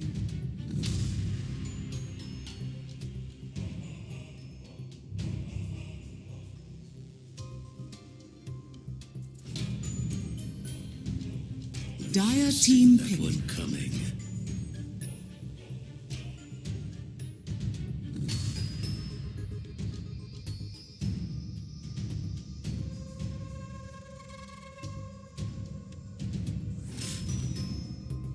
Radiant team pick. Lion.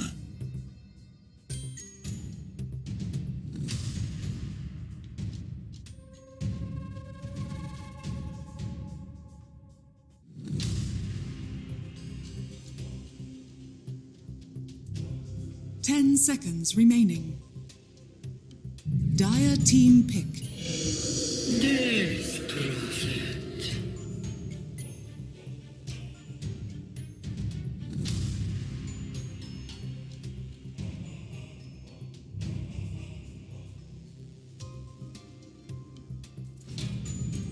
10 seconds remaining. 5 seconds remaining.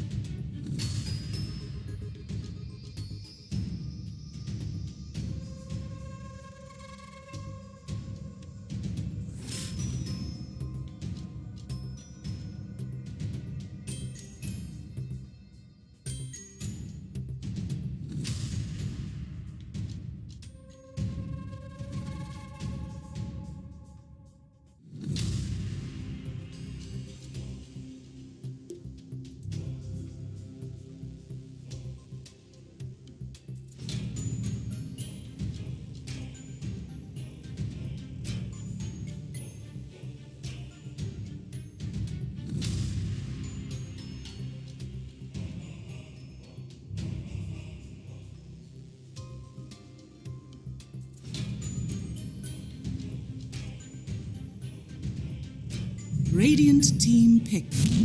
Crystal Maiden. Radiant team ban.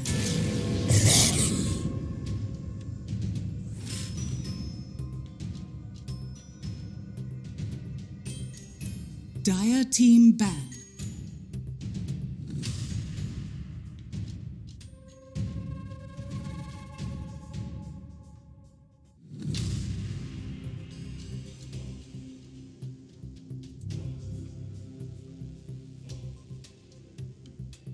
Ten seconds remaining. 5 seconds remaining. Radiant team ban.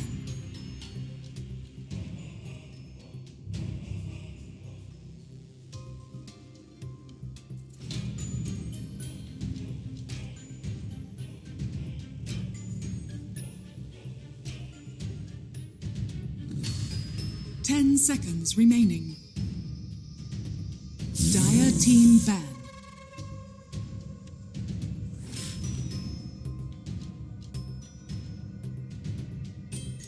Radiant team pick.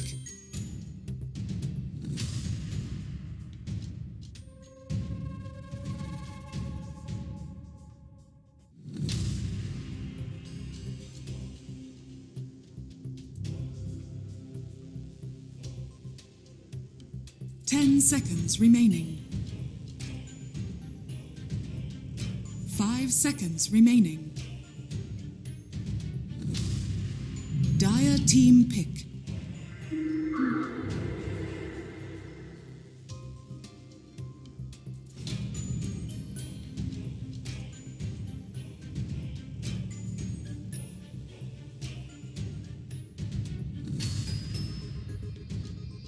Ten seconds remaining. 5 seconds remaining.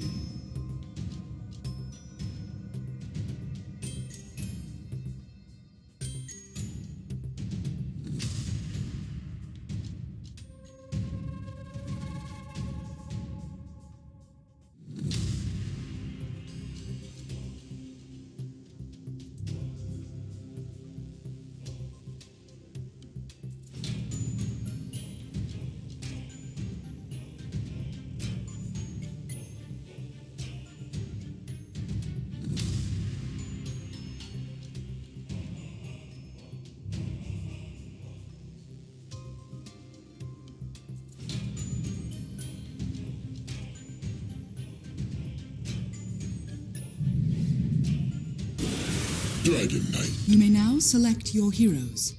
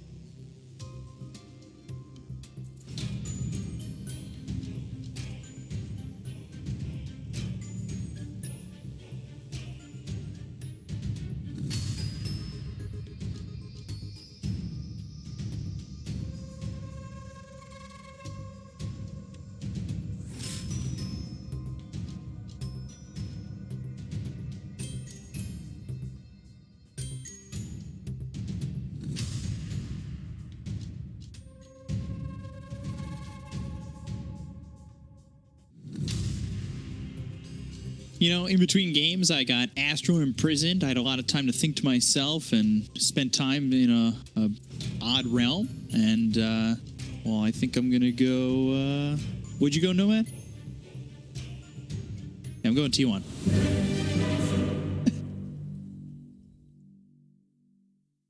Yeah, I'll go with the IO draft. IO Abaddon, Dead Prophet, a lot of sustain. It's Core Dusk. If my man builds Aghanim's Scepter on the hero, it's a free win. Monkey kicks out of Wukong, kick him out, Batrider goes in, kick him out. So yeah, big fan of that.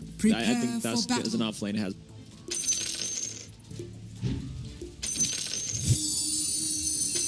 Come and fight me. Like, you know, Matt, game number 2 here. Of course, this series very important. Each game bigger than the last. T1 take game 1. It was a very close one. But now can Neon even the series, or T1 going to take the series 2-0? Could get interesting. So you're a big fan of the Walrus Kick.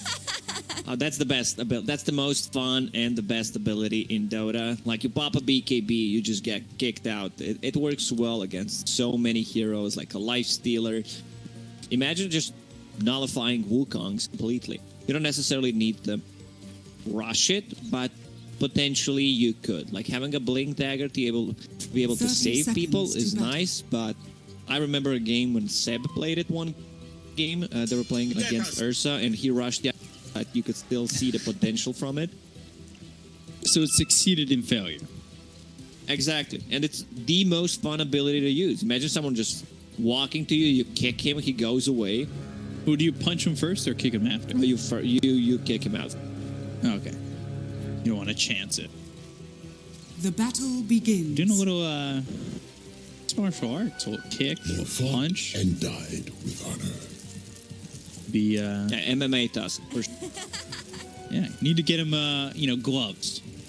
Those MMA gloves on him. Look at him. He has a glove. It's a big glove. I guess that counts. Well, that's not really a glove. That's more of a cannon on his left arm. Because that's what shoots out the shards, right? Or it shoots out the punch. Yeah, you punch with that one. It says fish punch. I think shard goes from the right hand. Could be wrong. I'll have to see. Mid, Yopaj, 5 stacks of sticky napalm on him. Getting backed up towards the tier 1 tower, but immediately a Crypt Swarm on the Carl for his troubles. Does on this Batrider. We have seen plenty of Batriders since the nerf not feel nearly as effective.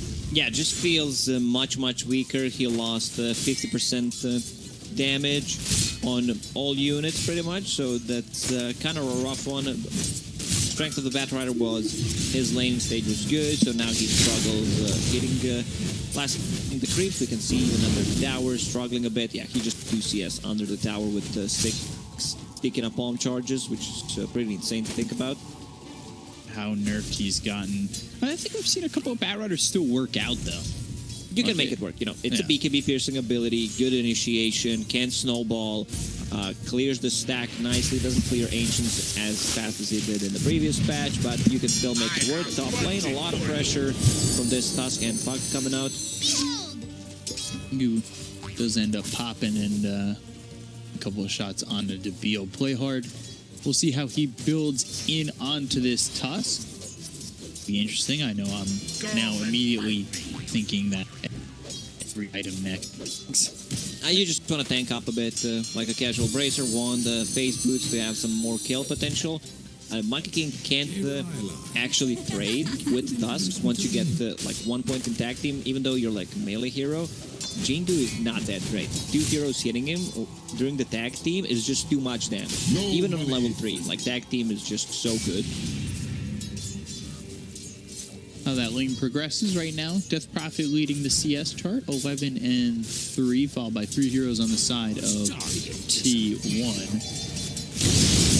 Again, I'm wondering about the aggression. I'm wondering if either side's going to be more aggressive or more willing to play bottom lane. Forcing him to TP out, actually. Like this position 5 Abba, when he's tethered, a lot of it move speed, Orb of Venom slow, Curse of Avernus when it procs. TP'd back to the tower, but they need to be very careful. Like this lane is all about sustain from Neon, but potentially they can make a turnaround. Dragonite, not a single point in stun yet.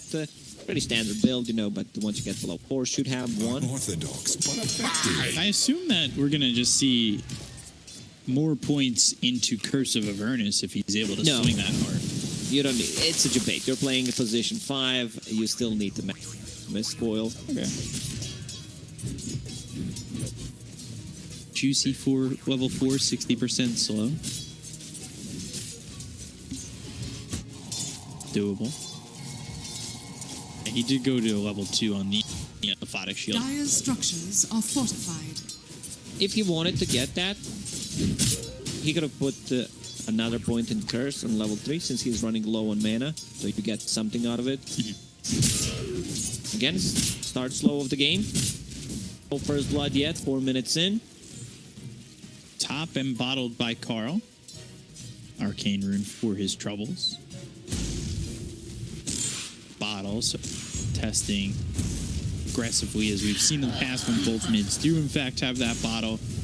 But Death Prophet sitting here with 20 charges on the wand, ready with a salve, ready with a shared tango, going into 2 null talismans to start this one off. Performing pretty well. On top of the net worth by quite a margin as Closed Blood is picked up by Debil on Whitemon. So he's had a rough little start to this game. Lost his courier, losing his life burst. They get the kill up towards top. That's going to push Tusk even further forward. If they catch a glimpse of Crystal Maiden, a Snowball plus a tag team with Puck, Crystal Maiden is just dead. Like, there is no counterplay. Boundless Strike is not going to keep them away from killing Crystal Maiden. It's just too much damage. Tag team is actually insane. See it from like a fort roll, but now he's getting a lot of levels, a lot more gold. Could seem a little bit stronger. Ooh, Frostbite. Jingu pops off. Let us fight. Continue to go in on to play hard just yet, and that was an opportunity without Debil being there. Yeah, baby. Question is, do they want to return the favor? Pull on that. Still defended. Januel TP's over towards mid, giving it a Fnatic shield over to Yopaj for a second. It's so hard to play Batrider into Bat at any kind of, even into Tusk, into Io. There's so many saves this game. So Neon lineup is not that strong early on, but once they group up together, just a combination, like you have position 4 Puck, Foil is still gonna, do the same thing. Your other spells will not be maxed out, but that Prophet ulti will just munch on them. Lasso used bottom, that's onto the Tusk. But Snowball, Abaddon coming over. Now they're going to go on to Cuckoo. They've got the shards placed down. They'll try to TP away. Exorcism comes in and they'll focus their attention on the Carl. TP They out. both TP away. It's that easy. The only stun they have right now is Tusk Snowball. Walrus Punch not online. Clock not level 6. So yeah, simple answers. I'm surprised that they don't want to use that Exorcism to pressure bottom, but TP towards top, Jackie. Ooh, the damage in, and all right, I got my answer real quick. TPing top, using the Exorcism to get a kill into the Monkey This is King. something you don't expect to have. They even have a lane ward, which is kind of scouting things out, but he was already close to the tower, and not the best placed observer ward in terms of like scouting things out. If it's on the hill, most of the time it just gets devoted, so this sentry is not gonna reach it. But yeah, very interesting move from Yopaj, made it work. Getting a kill there and continuing to extend the lead on top of the net worth. Like, that was a great move. I wasn't even expecting it myself. I'll leave the bottom. I mean, if you lane couldn't see it, then the other pro players also could not see it. Or you didn't see it with your mouse movement. I wasn't expecting it. Maybe, I saw it. Okay, sorry, B-Cup. I did not mean to hurt your feelings or anything. I just, in my mind, I was thinking, why didn't they push bottom? Then he came top. I'm wondering if they thought the same, or wondering if he was just going to TP back mid, right? Yeah. We see more and more Lion from position 4, especially because like spirits are so popular. They've been popular for quite some time, and this instant initiation against the Puck as well, who's been very hard to play into without any kind of lockdown. So Lion on the rise lately, and the burst damage from Finger of Death, 600 damage level 1. Insane. You need to be very careful how you use it, because it's 160-second cooldown ability. It's quite a long cooldown, but can secure kills here if you need it earlier on. When you say kills, you mean KS? Yeah. Okay. course. Every time. Radiant are scanning. They get those stacks somehow. Although I have seen a lot of Lions recently, at least, lead with the finger. Dire's bottom tower initial is under move. attack. Nova mid. Carl's going to go for these stacks, but not going to be as easy, right? I want to see the difference. Like, you need I think you need to actually 10 stacks to farm. 7, keep counting. 8. Next. 10, and then you start. Start at 9, burns at 10. We'll start to get these stacks. So they do burn out at 10. That is a lot you of can stacks. you can feel the difference. Barely killed them. I have punching for you. Meanwhile, stacks are being made is under attack. in the opposite Snowball mid. Snowball mid, but now they've got the lockdown on this Tusk. He's in a lot of trouble. And they've got the glyph. Do they have the damage with another frostbite? Tether won't matter. Playhard comes in and just kind of feeds away his life. That was something. You know, you still need Radiant structures are more time coming out from the snowball to use the Vulgar Sponge. Gave enough time for Whitemon to actually use the Frostbite. I love the build Whitemon, getting that Frostbite next out. They saw the smoke. Pop the smoke on the mid lane. Lasso. They will get him finger. And there's the finger. They'll get the kill on Debil. He doesn't use that finger to kill steal. Just secures the kill and gets himself a stack. Radiant's bottom So tower now has fallen. 40. Also, Natsumi has a large stack to work with. He's got a large stack, but it is under the vision of the Dire. They just aren't coming over. It's very hard to invade. They just use the finger, they use the lasso, they don't have the abilities. Dragonite, no form, so pretty much free stacks for Natsumi's Wisp. And you can see Januel already sitting at the entrance of the ramp, just in case something happens. He'll be there to back him up.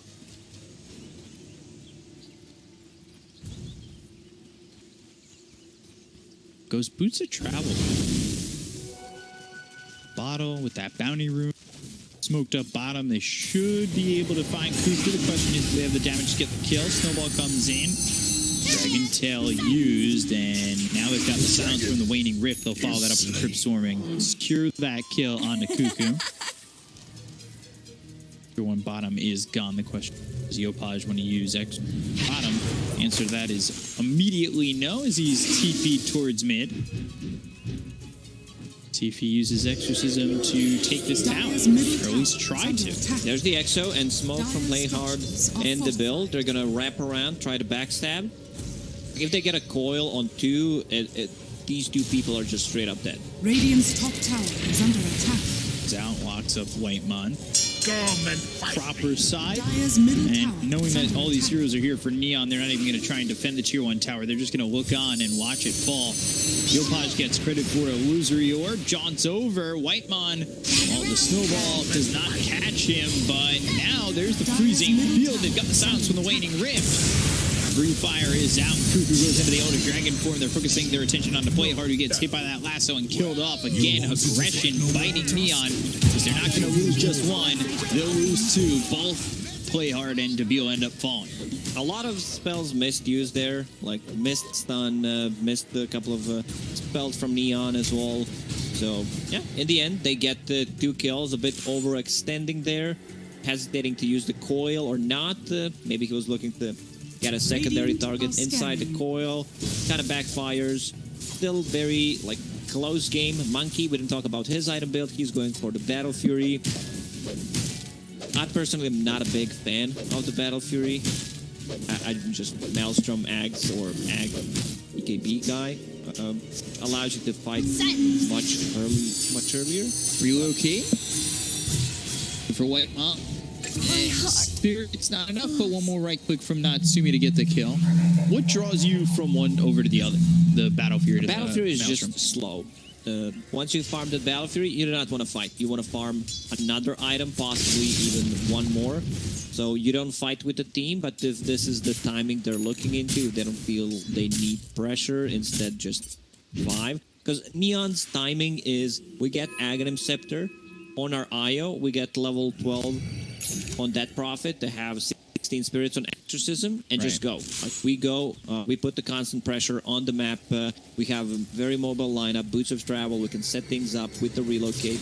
Tusk still doesn't have like anything queued up. He's just going for these like small cheap items. Going Orb of Corrosion next. Has a fluffy hat.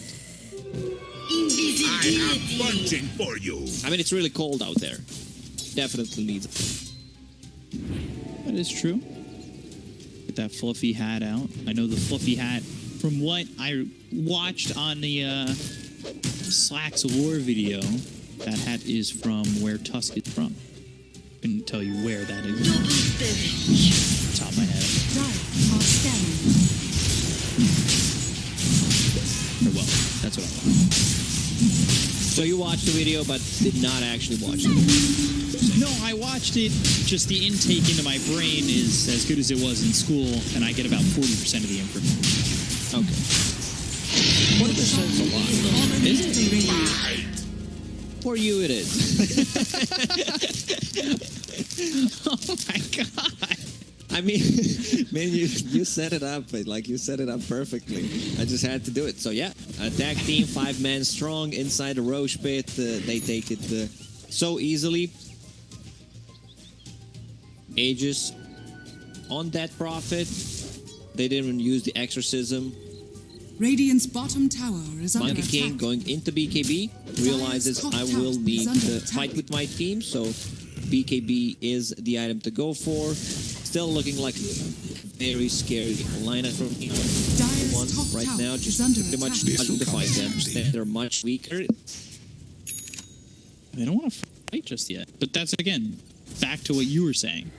You don't want to fight with the battle here. Now he wants to go BKB. Like, there's an Aegis in the hands of Neon. You've got almost level 12 on the Death Prophet. The IO's picked up the act. These are the items. These are the timings that Neon want to hit. Meanwhile, 2-1, they're waiting. They're waiting. They're waiting. They want more. The question is Neon going to give him that space? Achieve getting more. Neon, they just Radiant's smoked. bottom tower is under attack. Dragonite has a Blink Dagger, might be able to hold for the Dyer's top tower initiation. It's hard, you know, playing into Io's Tether, Snowball, Exotic Shield. Spot Cuckoo. Coil comes in, snaps it, on the run, Snowball lands. They've got the Walrus Punch, Spirit Siphon, and everybody here from the side of Neon to get the kill on the Cuckoo. This is one scary looking lineup. Once they get the ball rolling, this is it. Like level 12 Death Prophet, Exorcism, level 2. So it's time to go. It's time to force a fight, pop the Exorcism. If they don't defend, you get it down for free.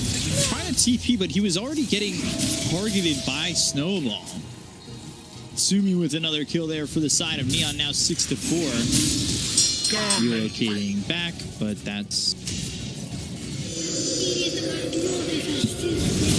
the Exorcist for the tier 2 mid. So they're just taking kills, taking objectives. Really well done from Neon. Radiant structures are fortified. Like looking at their lineup, it's just a natural progression in how things are gonna go. Especially if they kill that Roshan, Snowball again inside for tier 3s. In far for play hard, needs to be careful. Let us fight. Carl on an interesting spot here. Run with the Firefly. We'll get away from the side of Neon, but the tier 2 does fall over mid. Exorcism will end in just a moment as these ghosts will start to come back to Yopaj. I talked about how they're getting cheap items on Neon. Puck going straight into Spirit Vessel to be able to deal with the Dragonite and Monkey King. They've got the catch on to Carl. Again, Deville and Playhard just loading up together and getting a quick kill. Where is your team? Even if they did not have Aegis, I still don't feel that T1 is ready. Take a fight on Neon. And items like they're starting to pile up. Io, Helm of the Dominator, Aghanim Scepter, Blink Dagger. Hey, they've got the Tether and the relocate. Whitemon's used that freezing field, but it doesn't accrue them anything. Debio going after Cuckoo, Spirit Vessel on the Dragonite. Rotations coming over from the side of Neon. They're going to be back any second, ready to go. Hex used on Yopash. Snowball comes in, and a Whitemon again who's trying to TP out, but the Walrus Punch with Natsumi's Spirits and right clicks will get the kill. They've got the Yules onto the Lion. They'll catch themselves a second. Silence onto the Lion. Spirit Siphon there. And eventually Zephyr to fall. T1, they can't make any aggressive moves because there's always a threat of a relocate, that profit keeping in. It's like this mental game when you're playing into multiple saves. Let's say you're playing the OD with Astral, you're playing into Shadow Demon. You don't have the tools to deal with all the saves, so you don't even try to force a fight. And it's the same thing here. They even have like one extra save. You have a heal from a Baton, you have a Photic Shield, relocate, Tether, a lot of heal. Very hard to heal overall. Then you have a Snowball from Tusk, Coil again. And Coil again used on to the Dragon Knight Spirit Vessel. That's on top of DK2 for the Spirit Siphon and a Crypt Swarm. That's the finishing blow needed for Yopaj to get a kill on a Cuckoo. They're just continuing to move around the map and find these spots where T1 are trying to, well, stay safe. They're not. Map is just getting smaller for T1. You have two heroes that love to be on the trees, love to split push. Monkey King, Batrider. It's still not happening. Your two supports are getting out-farmed. Good thing for Lion. I like the build. I gotta say, Ether Lens, when you go for Lens, you don't get the talent. You get not more than 1 point in mana drain. Because Hex really scales, you know, in terms of a cooldown. It goes down by 6 seconds, which is pretty big, and you have mana pool to work with, especially with Crystal Maiden's aura on top of that. Yeah, so that Hex, 12-second cooldown, 4-second duration at level 4. You really want to work with. Tusk is holding on to 1,600 gold. I'm wondering... Most likely Blink Dagger. The hero really shines with the blink, much easier to save people. Then you can potentially get that Aghanim Scepter. It's kind of a meme. Right. I want to see it. Yeah, not sure we will, because Neon is just getting so much out of the map right now. They killed a Roche #1 pretty quickly. Exorcism, once again, back online. That Prophet, full BKB, level 15 talent, cast range. It's time to take some more towers. See if that's exactly what they can go after as Whitemon gets caught again. Silence, but he's got that bullwhip. Good use of the illusion rune there by Yopaj to keep up with Whitemon, who tried to keep him still with that frostbite. Do so. Illusion rune coming in handy. Jackie's got the BKB now. So let's see if this BKB is the difference maker they need it to be. He's looking for a Scotty next. This is a good fake up if they can get it. Yeah, he's being caught. Who comes? Looking for the balance strike in the finger. Zephyr. They'll get themselves a stack of death. Stream Coil uses that on the Zephyr. So the one in turn, but a big kill there. Nice setup. They knew what's going to happen. Keep the trees line, letting the trees travel up the bat right. Needs to get one kill in return. It's all about Neon's progression. They are very strong right now. Invisibility. It's great.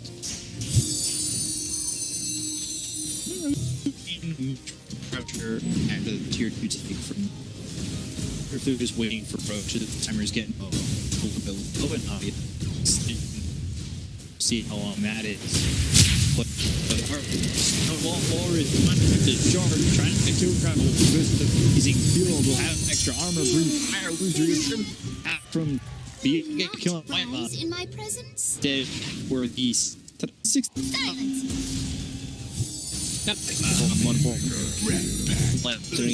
He's playing against the car. He gets caught. We still didn't see people out of this. After Sun for Sulfate be region and nice get some status resistance damage. You don't necessarily upgrade get Sanj and carry iron because you get so much from the item. And the Hawk Judah. He's killable. on the enemy side.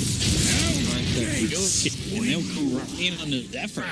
So he's trying to get Scotty, which is good against any kind of healing, against net profit, higher action. Still have not seen Wukong 5 minutes in. It's been just silent army. A bit quiet compared to the last game. What you were expecting from him, considering the Phantom Assassin game that he had in the last one, where he was playing up in the neon face. Scanning. Really looking to just devastate zero, but it comes back to what you said. You're not quite when you have that item, you still need more. Scotty might be where you want to fight, but it's still not close. So, Recon, so Neon can try to force him back to the spawn, the cheese, and just for them, they smoke, they know Recon is up, so it's like a T1, one stake, one good spot, like one, we have not seen from Neon, from actually on this up the ulti. And maybe we'll get for Dire's bottom tower is road. under attack. Radiant's middle tower is under attack. Dire's structures You are need fortified. for here in the Toronto heart for this Wiz. He is super far to the Dire's top. bottom tower has fallen.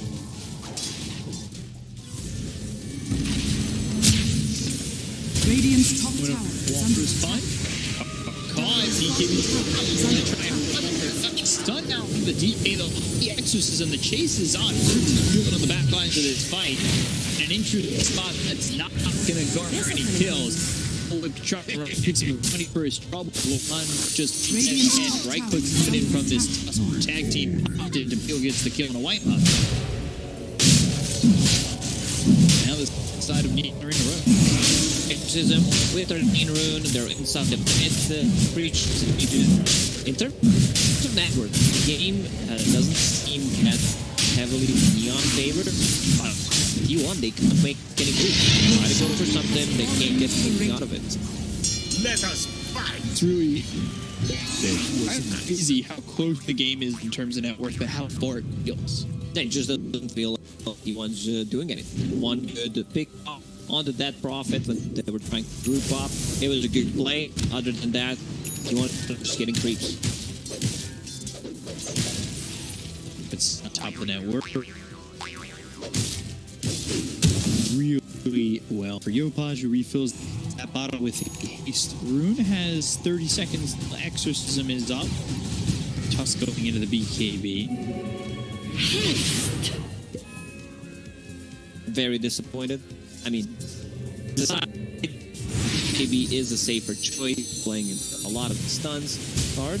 Have anti-Tinker Ward, just in case Monkey King is sitting on those trees. You do scan, and that catch is of all people, Whitemon gonna walk through the triangle. Why do we keep calling it anti-Tinker Ward? Tinker has not been picked or used in competitive scenes for a very, very long time. Like petition to actually rename that ward into something else. All in favor, right in chat. Aye. What would you call it, though? Just monkey. Anti-split push ward, maybe? Production saying the Cliff Teasy ward. I have Sure, we can go with that. Relocate. Coming from Whitemon, he's the one who's getting caught here. Snowball, Walrus Punch, knockout. That uppercut really effective for play hard, just like Derek Lewis. Gonna knock out the other day with an uppercut. Ready to go. They're ready to go high ground. Exorcism is available once again. Almost full link here on that profit. Like, this game might just end. They win a fight, but this game's pretty much over. Yeah, they do the kill on a Zephyr. They've used the Exorcism. Glyph comes in, but once it's gone, they have so much sustain just in front of the tower during the Glyph. They're going to go for the tier 3, and nobody here to defend it. You've got Monkey King, who's still sitting up towards top. He's got a TP available, but eventually needs to make that decision. He's still not going to make the move over. They get through the tier 3. Now the question is, can they get through to the rest. Backdoor is up. Bet try to cut the wave, so they just get a kill. It's the type of the game that T1 needs. They need to possibly prolong this game for another 10-15 minutes. The problem is Neon is getting so many items. This IO is getting out of control. Hard working towards the BKB. I believe that's also an extra item. So that's Kaya and Sanj. That Prophet full Lincoln Sphere. It's just very hard for them. They're covering all their weaknesses. Blink Initiation Stun, Blink Lasso. They're just not slowing down, and they're itemizing pretty perfectly, I would say. It's just been really... This is showing why Neon are at the top when they play games like. It may not be the most exciting Dota. It may not, like, this is be exciting. A bloodbath, Like, but at least for me, it's exciting because they're not making mistakes. Yeah. This is pretty much how you should execute the lineup that you have. You're not giving enemies any kind of opportunity to make a comeback. Age is still up and running for 55 seconds. They have some time if they want to go again. Do have Death Prophet pushing out towards top, so maybe through that lane.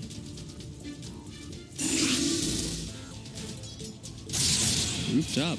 T1 spotted Spirits, not Sumi. He's the one moving forward. Stun comes out. Do they want to turn this? He's doing quite a bit of damage on a Whitemon as well as Cuckoo. They've got the Hex used. And Whitemon trying to TP away. The Leech being used by Cuckoo. He'll TP too. So these heroes do escape on the side of T1. The dusk Creep is starts always for ready mid for a and fight. top.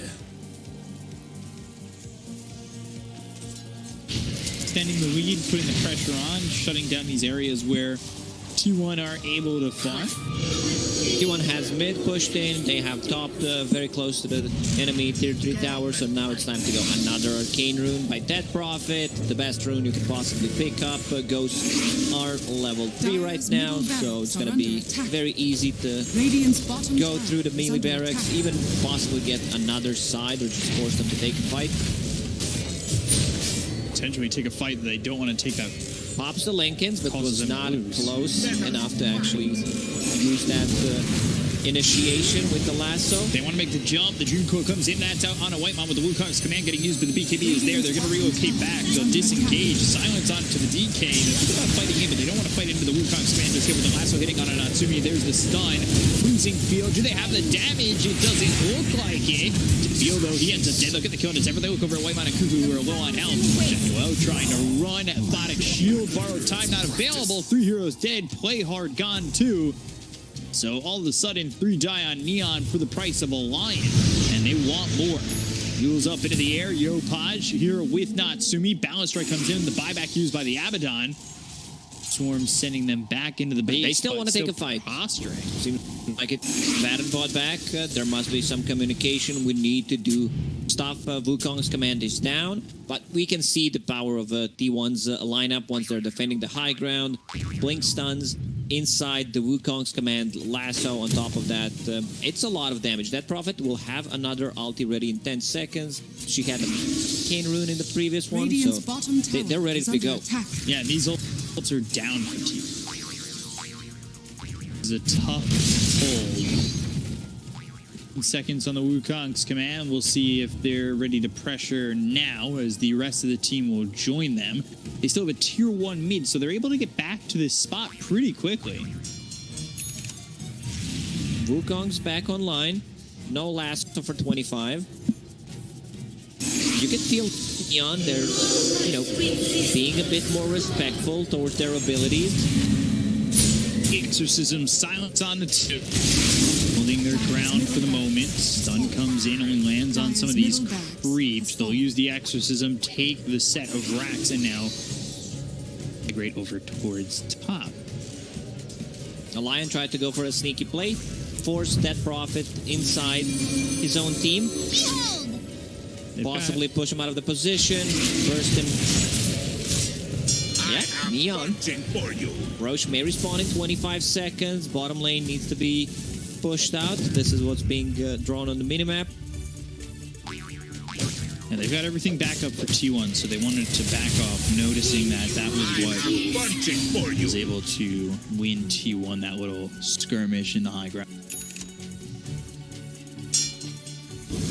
Monkey's super farm. Monkey, that's why probably he decides to go for the Battle Fury. I want to be able to scale. You just get so much from that item. If it's much greedier, but it kind of cost them the early fights. Now he's level 22, BKB online, Basher, has a Scotty, working towards the Aghanim Scepter. Monkey's arena is just gonna hurt quite a lot. Yeah. Radiant are scanning. So it looks like it's going to be a little bit of a longer Roche respawn. Fourth iteration through it for now. Tusk still not committing for a BKB. You know, he has that Ogre Axe. Could potentially transition into Aghanim Scepter, kick out the Monkey King out of Wukongs, because this is where their damage comes. But, so is that kick viable once he hits 25, though, and gets that extra... It depends where he's standing. He's only level 17, too. I know Cuckoo.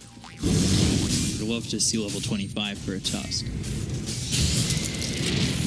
Shards come in and won't lock up anybody. The rest of T1 retreat.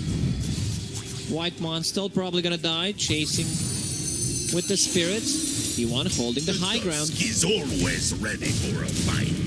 It's getting as much information as they can. White Mon sitting here low. He needs to be careful. Elder in form popped. Cuckoo's not afraid to use the dragon form like straight away. He wants to use it to control the area, but if you're keeping ulti just for the fights, you're not playing the hero correctly. Even if you don't have it in the fights, it's still okay. You want to be able to farm up in between. Okay.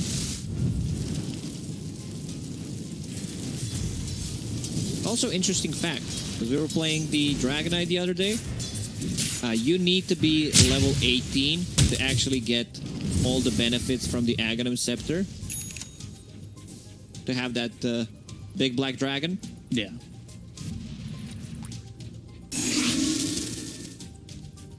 Gonna get the black dragon. Radiant's courier has been killed. Goes down, in and out. Roche back up in just about 10 or 20. It's going to be a fight at Roche once again. That maybe decides where this game goes. Both teams recognizing that pretty early on after the disengage from top. Oh, there is Aghanim Scepter upgrade on Roshan, so let's see if they decide to possibly give it to Tusk. You know, that Prophet still looks like a better candidate, but one can only dream. First, they need to kill the Roshan. That is true. K gets it if T1 were the ones who grab it. Oh, if Monkey King could get it, that's pretty big. I think they scouted out that Aghanim Scepter is available on Roshan. So Monkey just changes his item build. Also, look at this wrap from Neon. They're going to go in on to Jackie. They've got the silence as well as the Walrus punch. The BKB being popped here by the Monkey King. There's the lasso used on to Dabil. Wukong's command comes out. They're going to get the kill into the good snowball save. Over as the freezing field is used, but the silence comes out to the Crystal Maiden. They get the kill to Whitemon. They look over as the Exorcism is running through these heroes on the side of T1. They're chasing after Jackie, who used an early BKB. They get the kill into Jackie. They'll look over at Cuckoo. The two-man stun comes out from this Zephyr Lion, and that saves the DK. But that doesn't save them from giving up Roche to Neon. It was like so much damage coming out from the Death Prophet. Io's actually insane. He gets on top of someone, and we can see that one again. Good Wukong's command is like the extra armor keeps him alive through the Wukongs, but once Wukong's is gone, Monkey King just doesn't feel as tanky at all. So let's see who gets that Aghanim Scepter. They give it to Death Prophet. It's better, you know.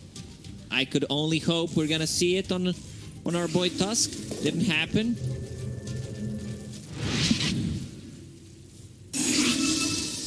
But I understand. We both knew that was the prospect of where that Ags was gonna go. Timeless Relic picked up for the Death Prophet in the side of the Radiant. That's a good one to have. They also have Aghanim Scepter on Puck, so like you don't have the counterplay to that. The only counterplay is if you have like status resistance, so the coil lasts seconds. Other than that, you know you're gonna be kept in place, and that profit Ghost will just eat you alive. 15,000 gold lead for Neon. T1 had like one good high ground defense. That was pretty much it. Other than that, it was all Neon. Yeah, they're gonna have to try and do it again as Yopaj starting to push in bottom. Ghost is coming out and going after the tower.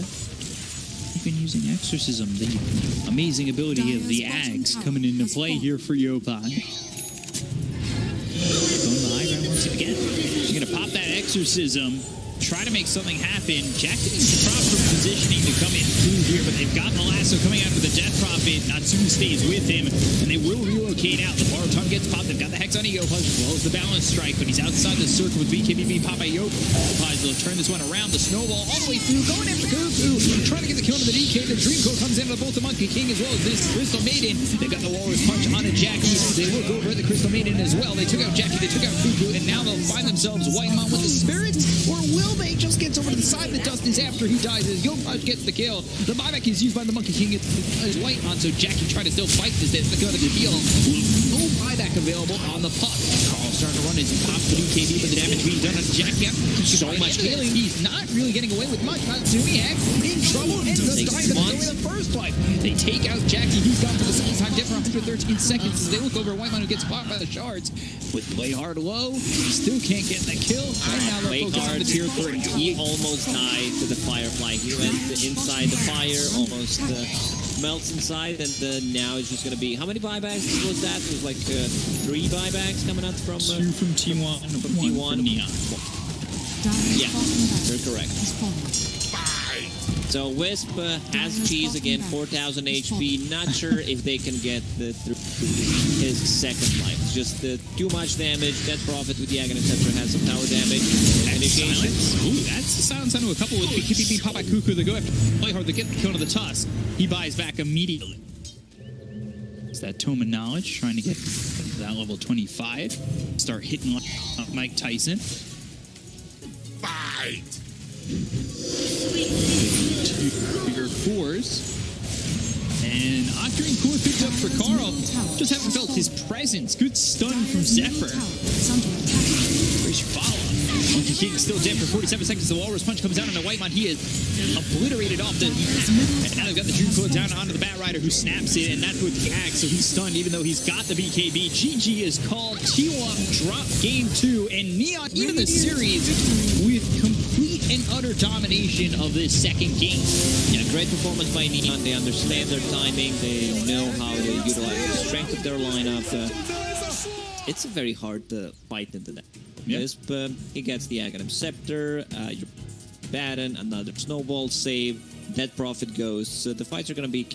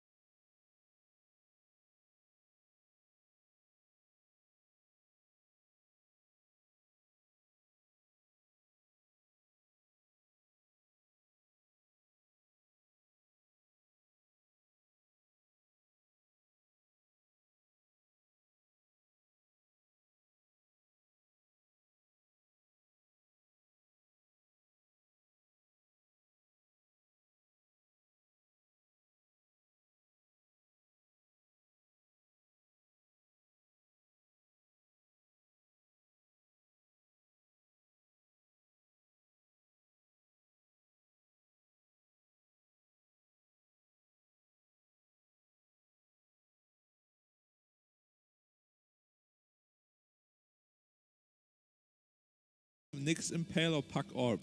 I mean, no overwhelming ops. There is one caveat which we're not talking about, is the fact that Disruptor's Q has a much shorter cooldown than Press the Attack, so you can actually get 2 off in the time where the Press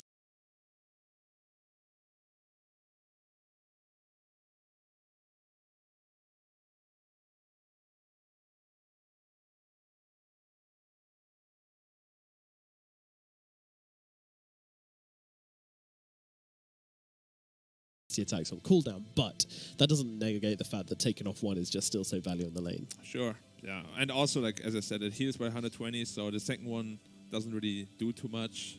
It's like you eat 1 tango.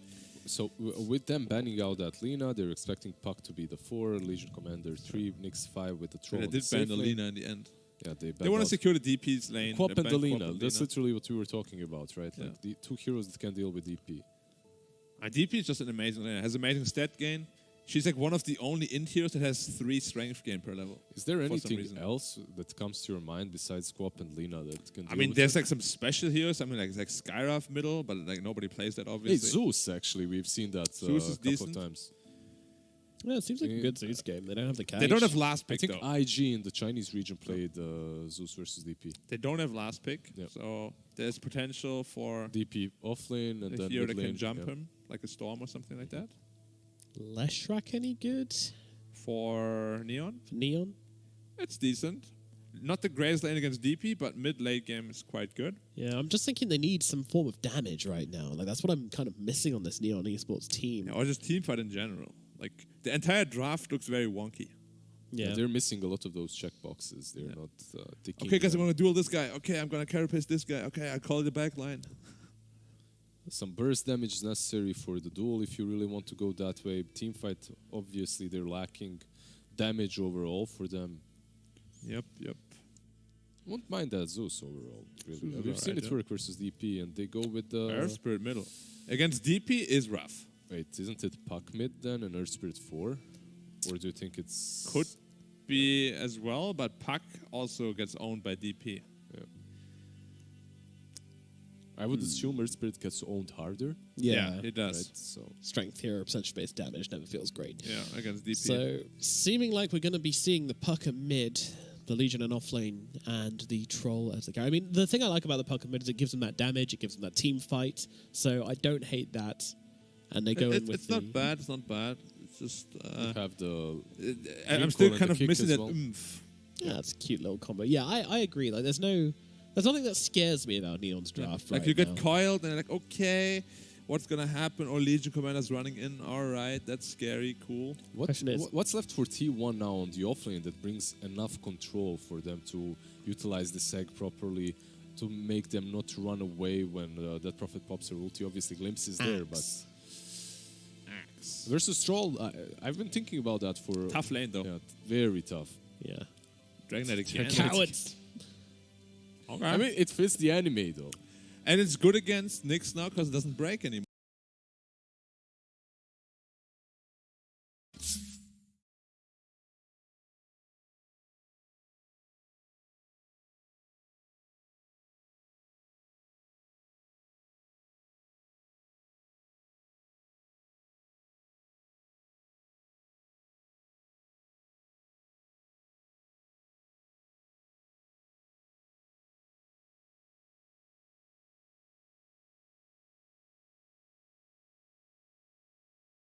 Dire team ban. Radiant team ban. Coming.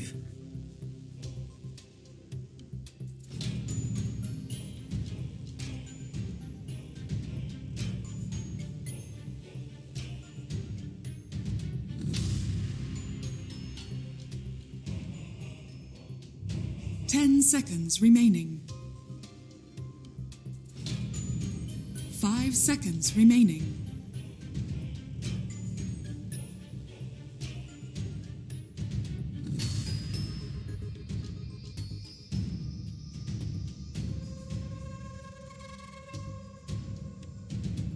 Dire team ban.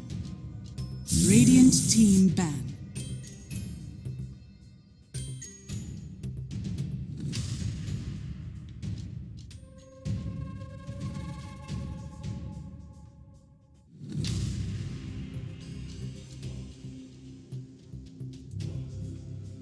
10 seconds remaining. 5 seconds remaining. Radiant team pick. Dire team pick. Praise King!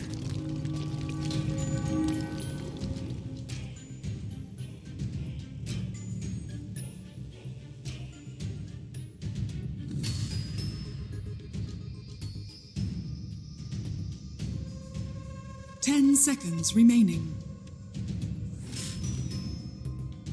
5 seconds remaining.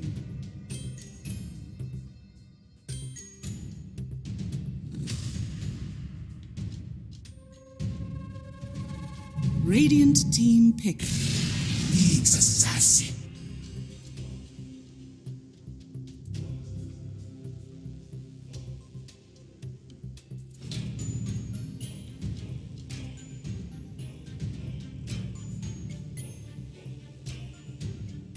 Seconds remaining.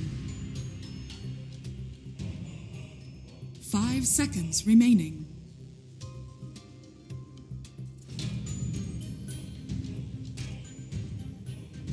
Dire team pick. Disruptor.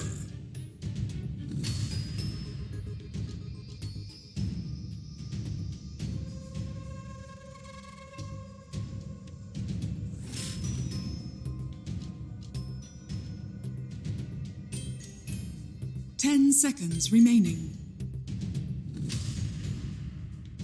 5 seconds remaining.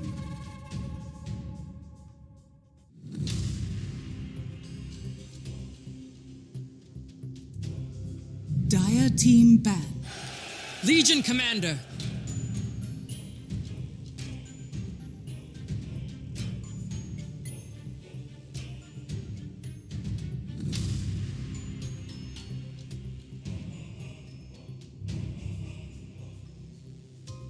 Seconds remaining. 5 seconds remaining. Radiant team ban.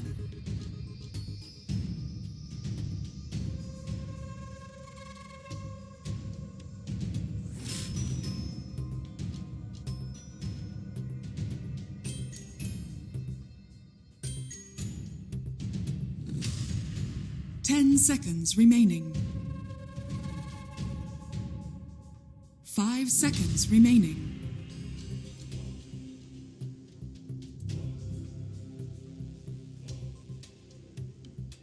Dire team ban.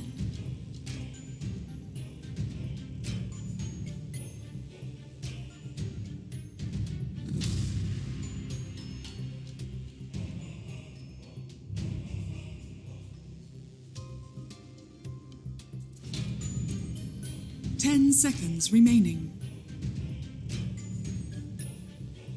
5 seconds remaining.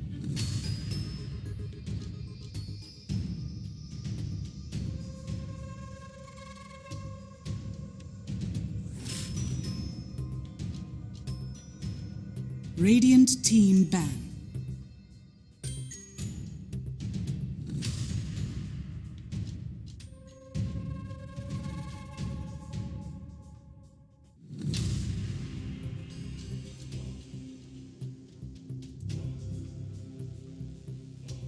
Seconds remaining. 5 seconds remaining.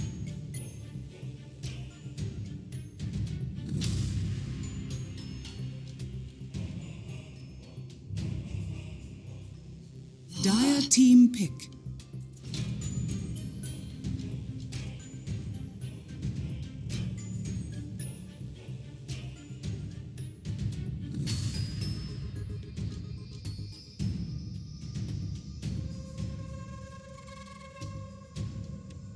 Seconds remaining. 5 seconds remaining.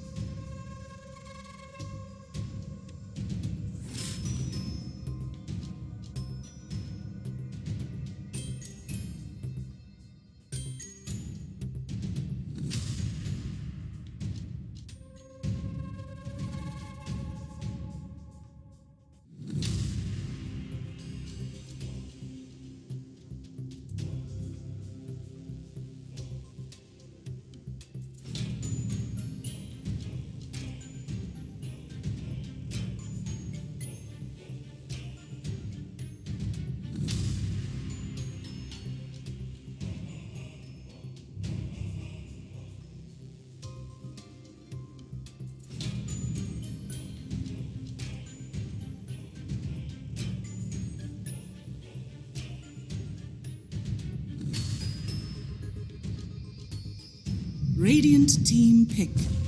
Earth Spirit.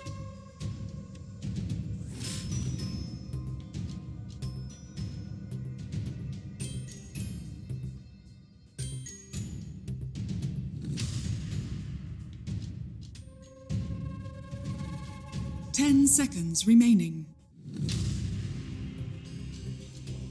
5 seconds remaining.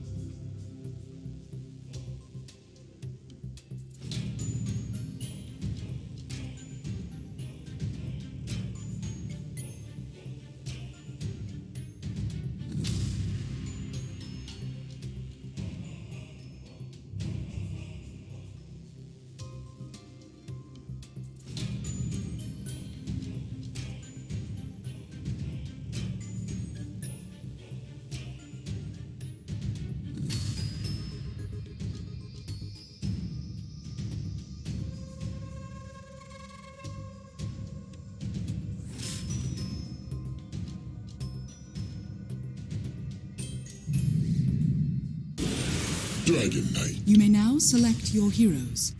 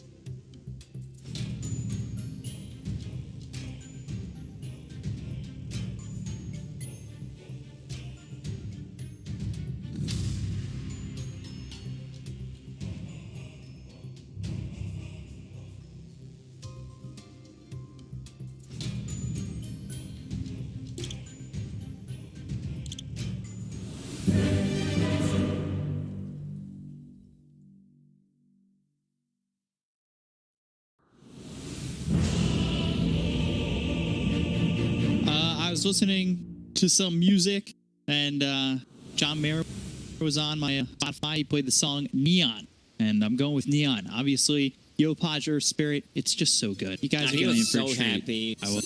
Prepare for battle. That's why I also have The next label, the play. T1 because they have so much team fight. Neon's lineup very weak, hard to execute.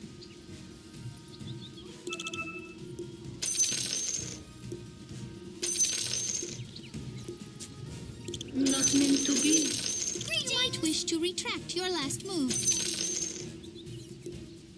Thank you, Nomad. Game number 3. It is one apiece, obviously, with big stakes up here in this game. I'm gonna ask production. You guys are all doubting the Yopaj mid. Just prediction king. 30 seconds to battle.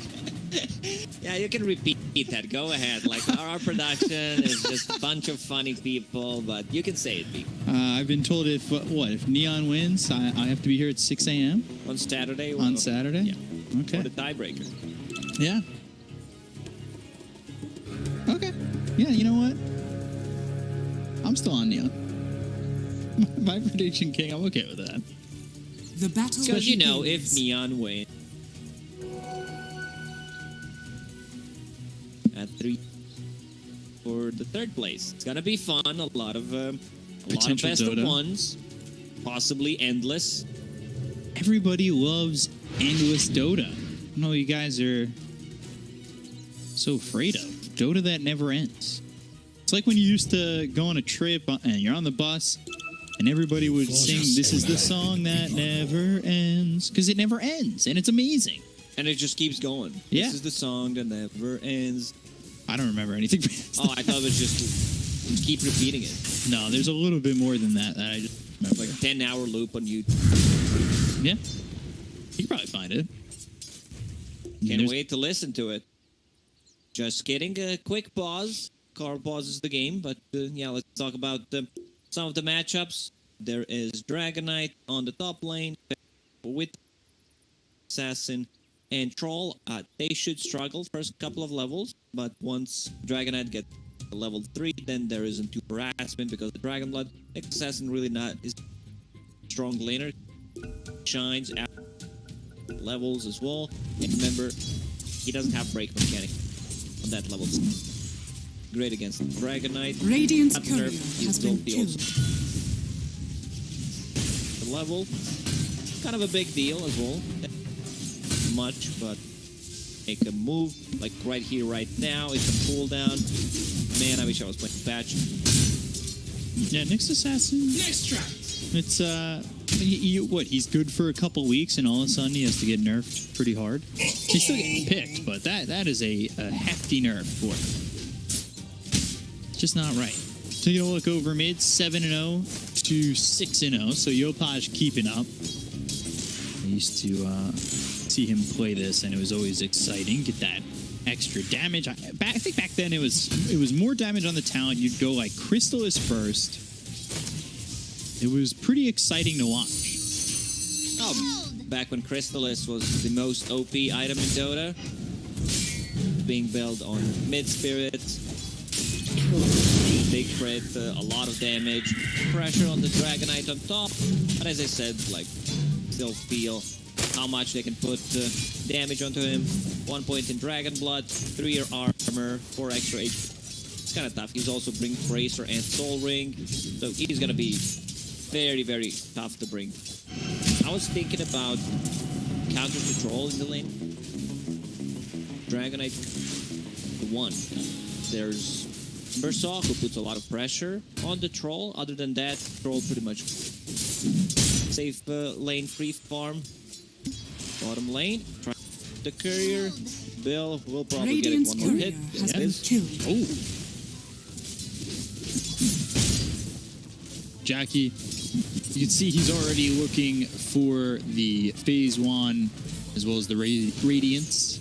No shenanigans, know what he's going for. I love that. Also, I love 1 point in Mortal Strike. You have crit, guaranteed crit. Why not kill off that crit? You can trade much better in the lane. I'm a big fan of that. Because I've seen people putting Fire Blast sometimes, going to Lyric Spirit, and then you don't even have it. Guaranteed crit. You can see Yopaj starting to fall behind over mid, 19-6 to the 13-0. So obviously the matchup not exactly. You get the levels. Massive. It's still very hard. You're playing in the Prophet. She just really loves it. Heroes. Right. Percentage-based damage. Powerful. He rolls in. Fails. Failing for now. We'll see if he can turn around the lane. But it's going to be a struggle. Like, he's starting to get almost close to doubled in CS. That's pretty rough for him. Great for Carl.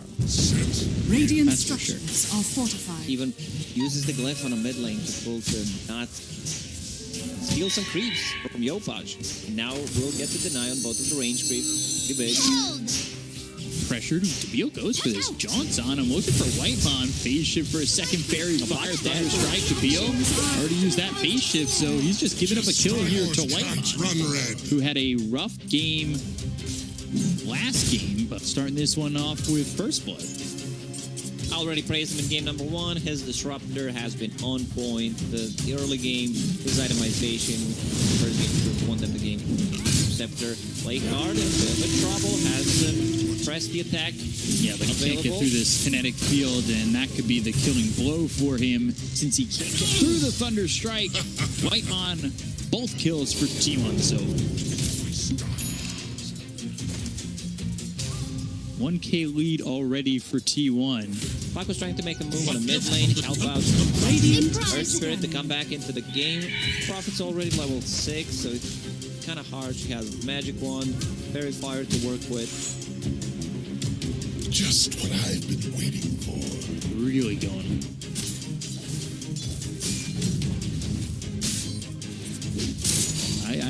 I'm not really certain exactly what the answer is here for Neon so far. Their lanes aren't exactly going really well. I will say, though, Legion Commander and Troll, they're getting some decency. Target unknown. The sword They're at least farming all right, but you look over to the net worth, and you can see how far. 1,700 net worth at this point in the game. 700 gold behind the Death Prophet. Wraith King having an open time. He put Raspin on play hard, opens up the lane. He's fine with that. Bottle. Leverage the car. Yopaj gets the invis, but nice block. Yeah, roll hits onto the Death Prophet, then he glimpses back. Yopaj ends up dead to Whitemon, who's got his 3rd kill of the game. Exorcism was used. They might just try to use this to take out the tier 1 mid, or at least put a lot of damage on, as it's going to be very tough for Neon to defend it. T1's having a really good read what rotation Neon is going to, they know, like, Spirit, possibly a rune. They rotate 1 or 2 heroes to make pressure on the Death Prophet. Very nice read, and actually gave them They're 1 fighting kill. into it. There's ulti from Earth. With Carl, well, getting away from Yopaj as he's stuck in the kinetic field. The Exorcism, it's over. They reapply the Magnetize. They'll look for the roll, and that will land. Should be able to get this kill on the Carl, and will. Yopaj get some revenge, and finally a little bit of a boost. Like Dragon Knight's free farming top. Dire's middle tower is You under have Wraith King attack. farming the Dire's jungle middle and the tower lane has fallen. at the same time. You got the Death Prophet, you lost the tower, so pretty big L for Neon there. It's silver linings at that point. Right? Dire's structures are fortified. Radiant's having a good time. That's under better. attack. They lack an initiation department. They want him to have a blink dagger as soon as possible to be able to start a fight on their own term. Also, Dragon Knight just level 6, so Troll doesn't seem that comfortable playing into this lane. A lot of tower damage coming. Dragon Knight, Kelly's, Exorcism.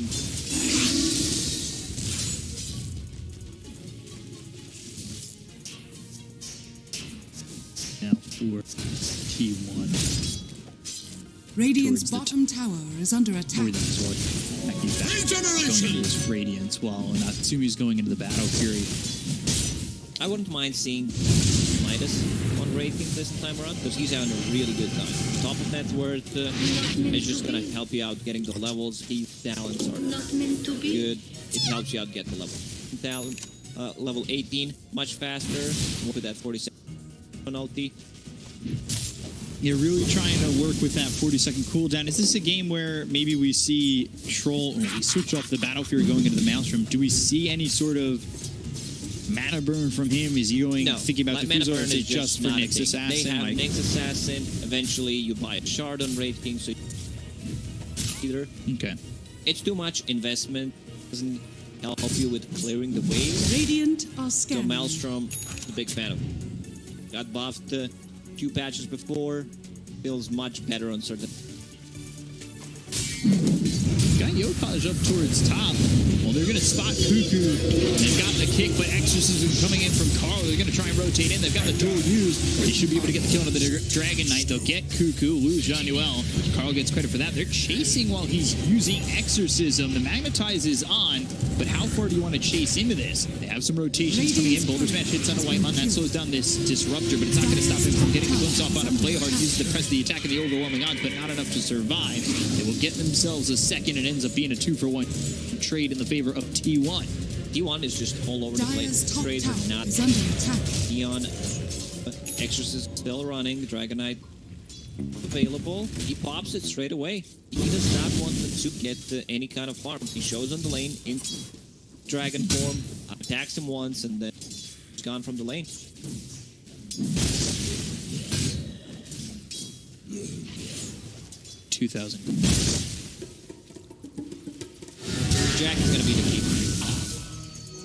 What have we here? It definitely seems like it. He's top the net worth. Toughest of battle. And that's always a good sign when you're looking for that big build on the Radiance, right? Not been disrupted. You've really been able to secure your farm. Like, it's just going to allow you to get the Radiance even quicker. Royal Jelly now for Neon. Arcane Ring. You've got Tome of Knowledge for the Nyx Assassin. Should give him level 6. We'll see how they work with that.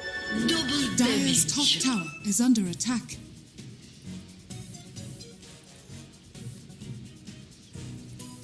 Just ahead of the Nyx worth. Heal. Tier 1 up towards top, so now both the Tier 1's top and mid are gone. It's going to open up the jungle and closing down where the map is for Troll. It's almost full HP. There's Cuckoo already there, ready to defend. Hit the fire, level 4. Top, though. Could be a fight 3v2. This spell is called Breath of Fire. Dreamcore used onto Carl. They've got the stun coming in, as well as that Vendetta shot, and that's the kick outside of the Dreamcore, but they can't get the kill on Carl. The Spirit Safe can keep him alive. They've got the Static Storm as well as the Thunder Strike on Johnny-Well. They should be able to get the kill on the third strike on that. They'll reapply the Magnetize. They'll go after Whitemon. Hit the roll on the Carl. They get Whitemon. They should get Carl. Magnetize reapplied once again with the Geomagnetic Grip that silences up Carl for a second. So low and finally ticks out as the waning grip comes in from Deville. Good kill. They managed to kill Net Profit twice already, slowing her down a bit. I wouldn't mind casual cloak on a Net Profit this, because there's a lot of early magical damage coming out from the Earth Spirit. That's mid-Earth. It's going kaput. There is uncontrollable damage, if you want to call it that way. Net Profit Exorcist, Radiance from the Raid King once he gets that up. Fiery spirits like Sunray. Stop, so face that blade mail. Try to use that blade mail as effectively as possible. Things, even the Static Storm. You know, if you get caught in that. See, Troll. Meanwhile, believe that's Maelstrom, right? Yeah, Javelin and a Clarity. So he's got the Maelstrom. He's sitting about a level behind this Wraith King. Cuckoo goes into the Elder Dragon Form. They've got the Spike Carapace. That'll stun up Cuckoo for a second, but the Dragon Tail as well as the Sunray that's right on Januel gets kicked by Yopaj into a safer area, but they've got the Glimpse out of Play Hard once again. So they're looking to lock down this Legion. Ooh, 3-man good roll. And the roll with the Magnetize. There's the duel. What a turnaround. Static Storm is out, but it's not going to be there with the Kinetic Field, so they're not locked in it. But Jackie comes over. The Spike Carapace popped again. That's going to stun up the Dragon Knight a second time. The Wraith Fire Blast thrown over to Januel. Cuckoo and Jackie have to retreat. But you've got long reach here for Neon. They just won't use it yet. That was 3-man stun from the Nyx, followed up by the roll. And then roll onto 2 people. Slow. Let's get that one again. Whoop. 1, 2, 3. And the roll comes in. Magnetized Geomagnetic Grip. That slows down the Static Storm from coming in. Really well done. Good execution. You could see Raid King rotating there, even though he does not have a common. Feels he needed like to contribute something. Radiance up. Profit hits like 12. Ghosts go from 8. You fought and a lot of damage, a lot of overtime damage. That Neon's struggle. I feel Neon double damage. First initiative. Making the moves, possibly. Or you could feel in the success and use Vendetta on the dragon. Break mechanic is not there anymore. Huge nerf to this.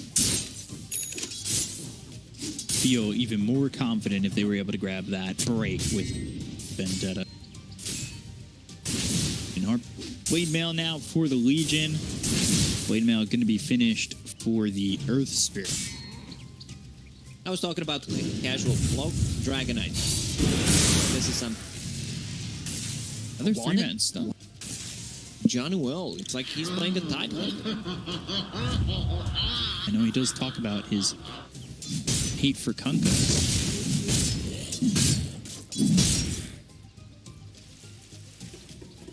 They're on the high ground, T1. They'll spot Natsumi. They've got the static storm as well as the Sunray right on top of him. Press the attack, trying to keep him alive, but it's not looking likely. He burns out. They're fighting into the exorcism. Play hard. Steps up out of the high ground. Yopaj rolls out of the high ground. And now they've got the Supernova right on top of him. They've stun him up with a Dragon Tail. All three die. Whitelon falls to Januel. Question is, can he retreat in time? They've got the Yules, Icarus Dive, and a Silence on him. That's not likely. 4 heroes dead on Neon, taking a very ill-advised fight. Great move from T1. They went to high ground first. Rune is spawning. They were ready with the Static Storm. We will see that one again. And Legion Commander, like, press the attack is not enough, and then they just some extra damage. Nicely done by T1. Radiance done on Raid King. Blink Aghanim. Blink Aghanim Shard. Queued up after that. Does not any kind of mana burn. Better safe. Safe than sorry. Coil use bottom. That's onto the Phoenix. Trying to catch him within the trees. They've got the duel. Should have dual damage. They won't. We've seen this before. Like the build. I talked a lot about the itemization. The correct one. Going straight into the I love that. Playing into Nyx Assassin, so whenever you use Sunray, Nyx will just stop you from using. Radiance will help you with that. T1. They do finally take that tier 1 tower bottom. Jackie, like you said, working with Radiance, going to Blink Shard, while Natsumi going BKB Basher. Radiance bottom tower is BKB under is attack. must-have. If you Maelstrom, you still want to be able with the theme. Basher, even possibly like a full Abyssal Blade. But what they need to do is just burst Death Prophet. No real save. There's Ray, but they still have enough. Burst the Death Prophet straight away. They also have a duel. Close.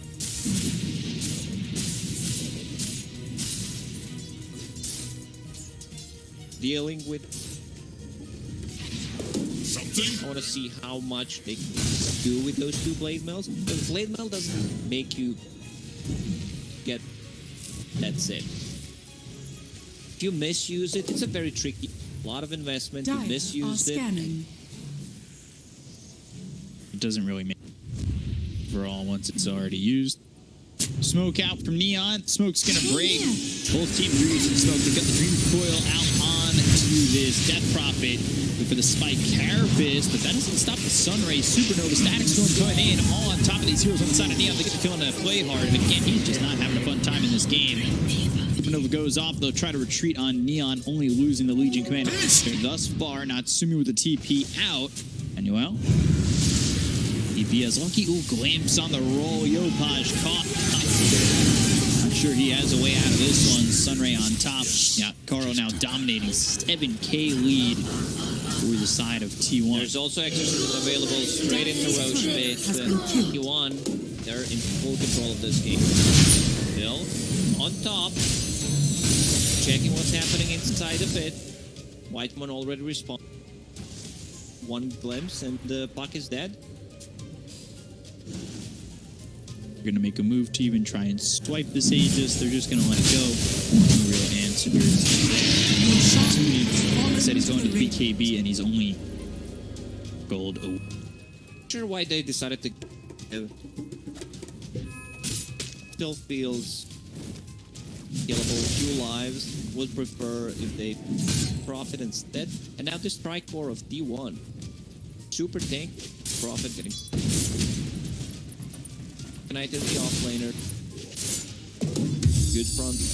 Wide vision if possible. Over. Legion Commander caught again. Play hard going down. They've got the Static Storm and well, this is really bad for Yopaj. Kick, roll away. There's a lot of damage being done here to the Radiant side on the supports. But we can't follow this up and for Neon. Many thanks. Another good pick off. You can see that this blade more tank dropped their lost. He doesn't care too much about another smoke. Combo. Elder Dragon form is popped. They've got the stun to Cuckoo. The damage is there pretty quickly. The Supernova gets used. Do they have the ability to kill this? They might. The right quick start coming in. The silences are out, but it's not enough to stop them from blowing up the egg. They get the kill on a 2, and now they'll look for the rest. Whitemon on the run. Crypt Swarm there, but the roll out from Yopaj. Over the Thunder Strike. Jackie TP's in.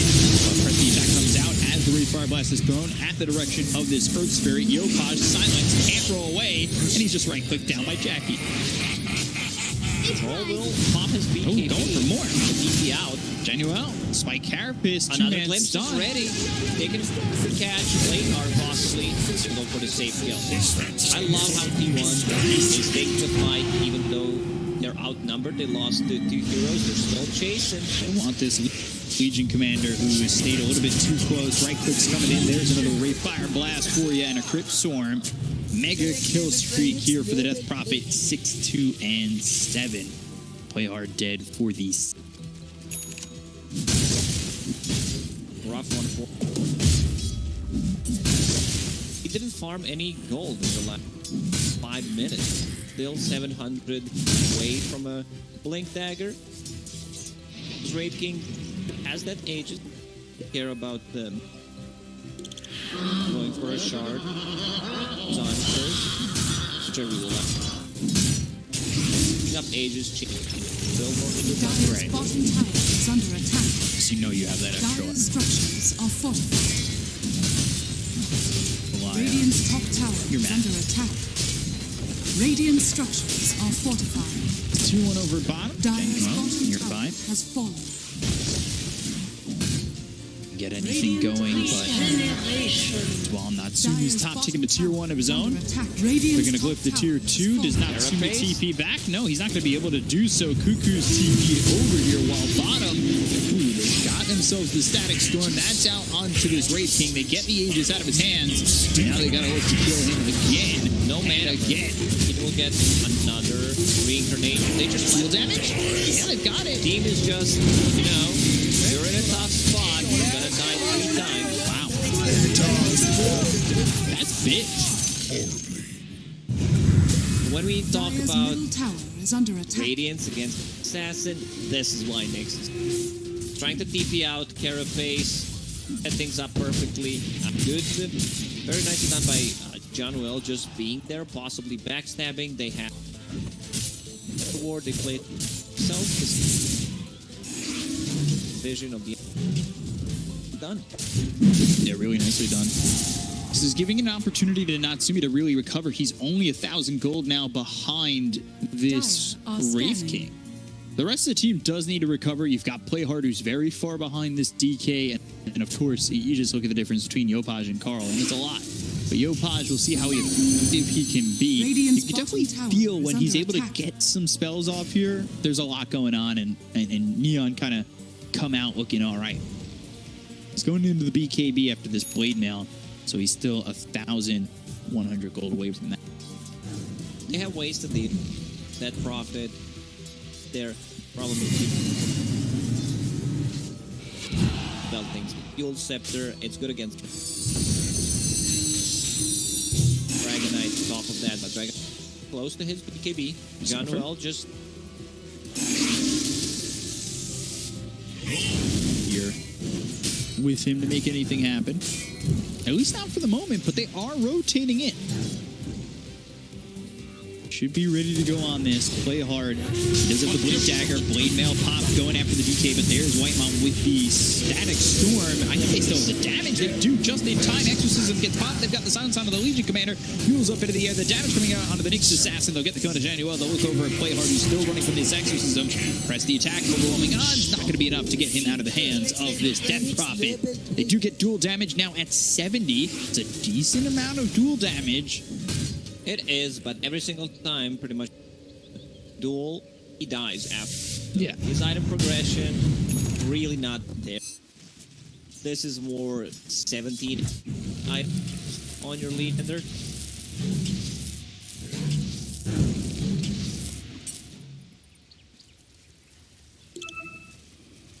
Kate Bean. BKBs will be coming out in droves. the Neon side. He's still queued up for the Wraith King. He's got that Sanj. And they can get, yeah, there. Sanjay. We'll see if he goes Shard first or BKB. Not sure. You need to get a Shard. Yeah. Mana burn is right now such a good scale. Surprised that he.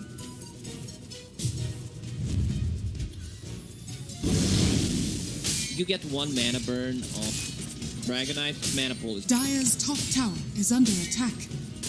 King One working with 711 mana. They have smoked up. He's turned off the Radiance. He doesn't want to get caught by another Spike Carapace. As Vendetta does end, there's 25 seconds until that available once again. Play Hard is towards top. Blink the look. Spotted, and Play Hard just keep his way off the play. Working towards his BKB, finds over X. Still a long time until he gets that. The Bill is getting a lot of farm on the boarding. He's split pushing. Radiant's a lot bottom of tower issues. is under attack. He wants to heal the out pushing the. Dire's Doesn't top even have a tower blink. is under attack.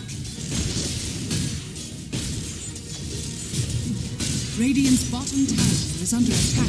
Look at this again.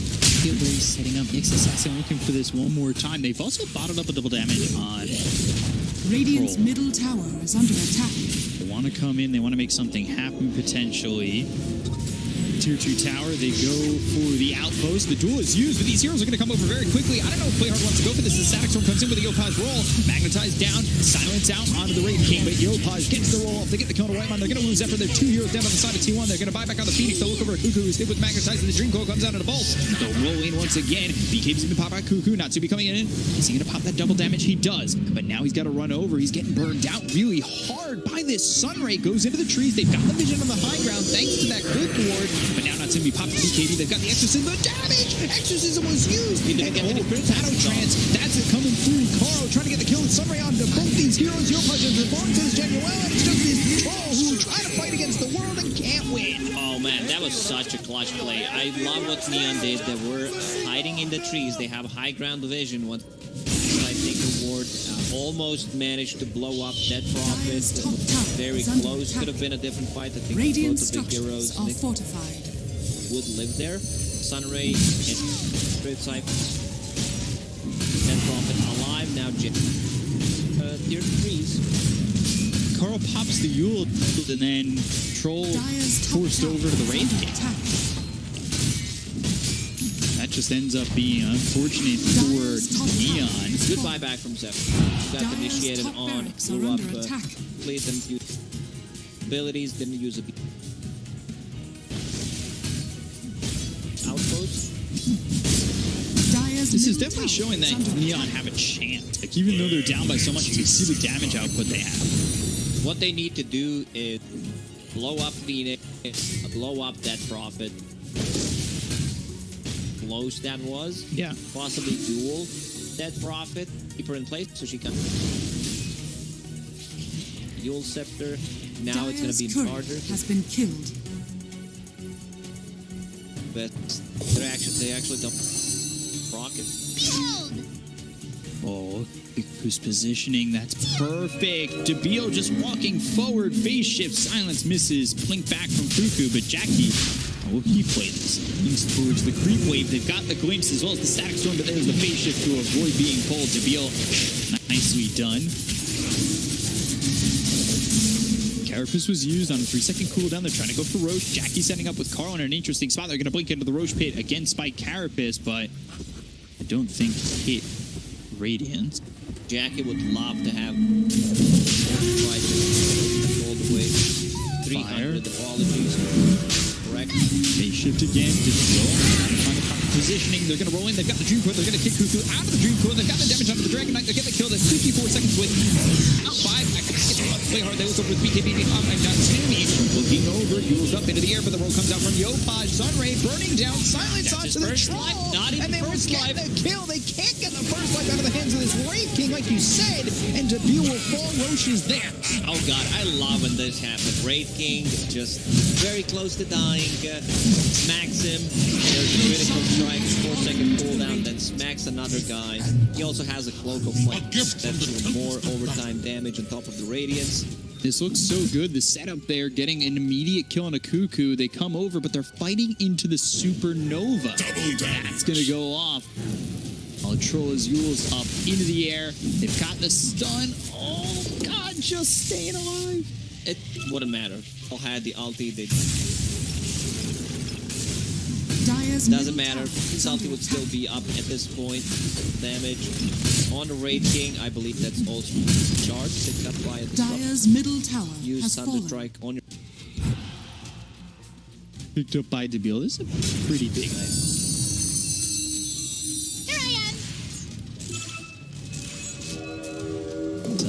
Some yelling happening outside, making a lot of noise.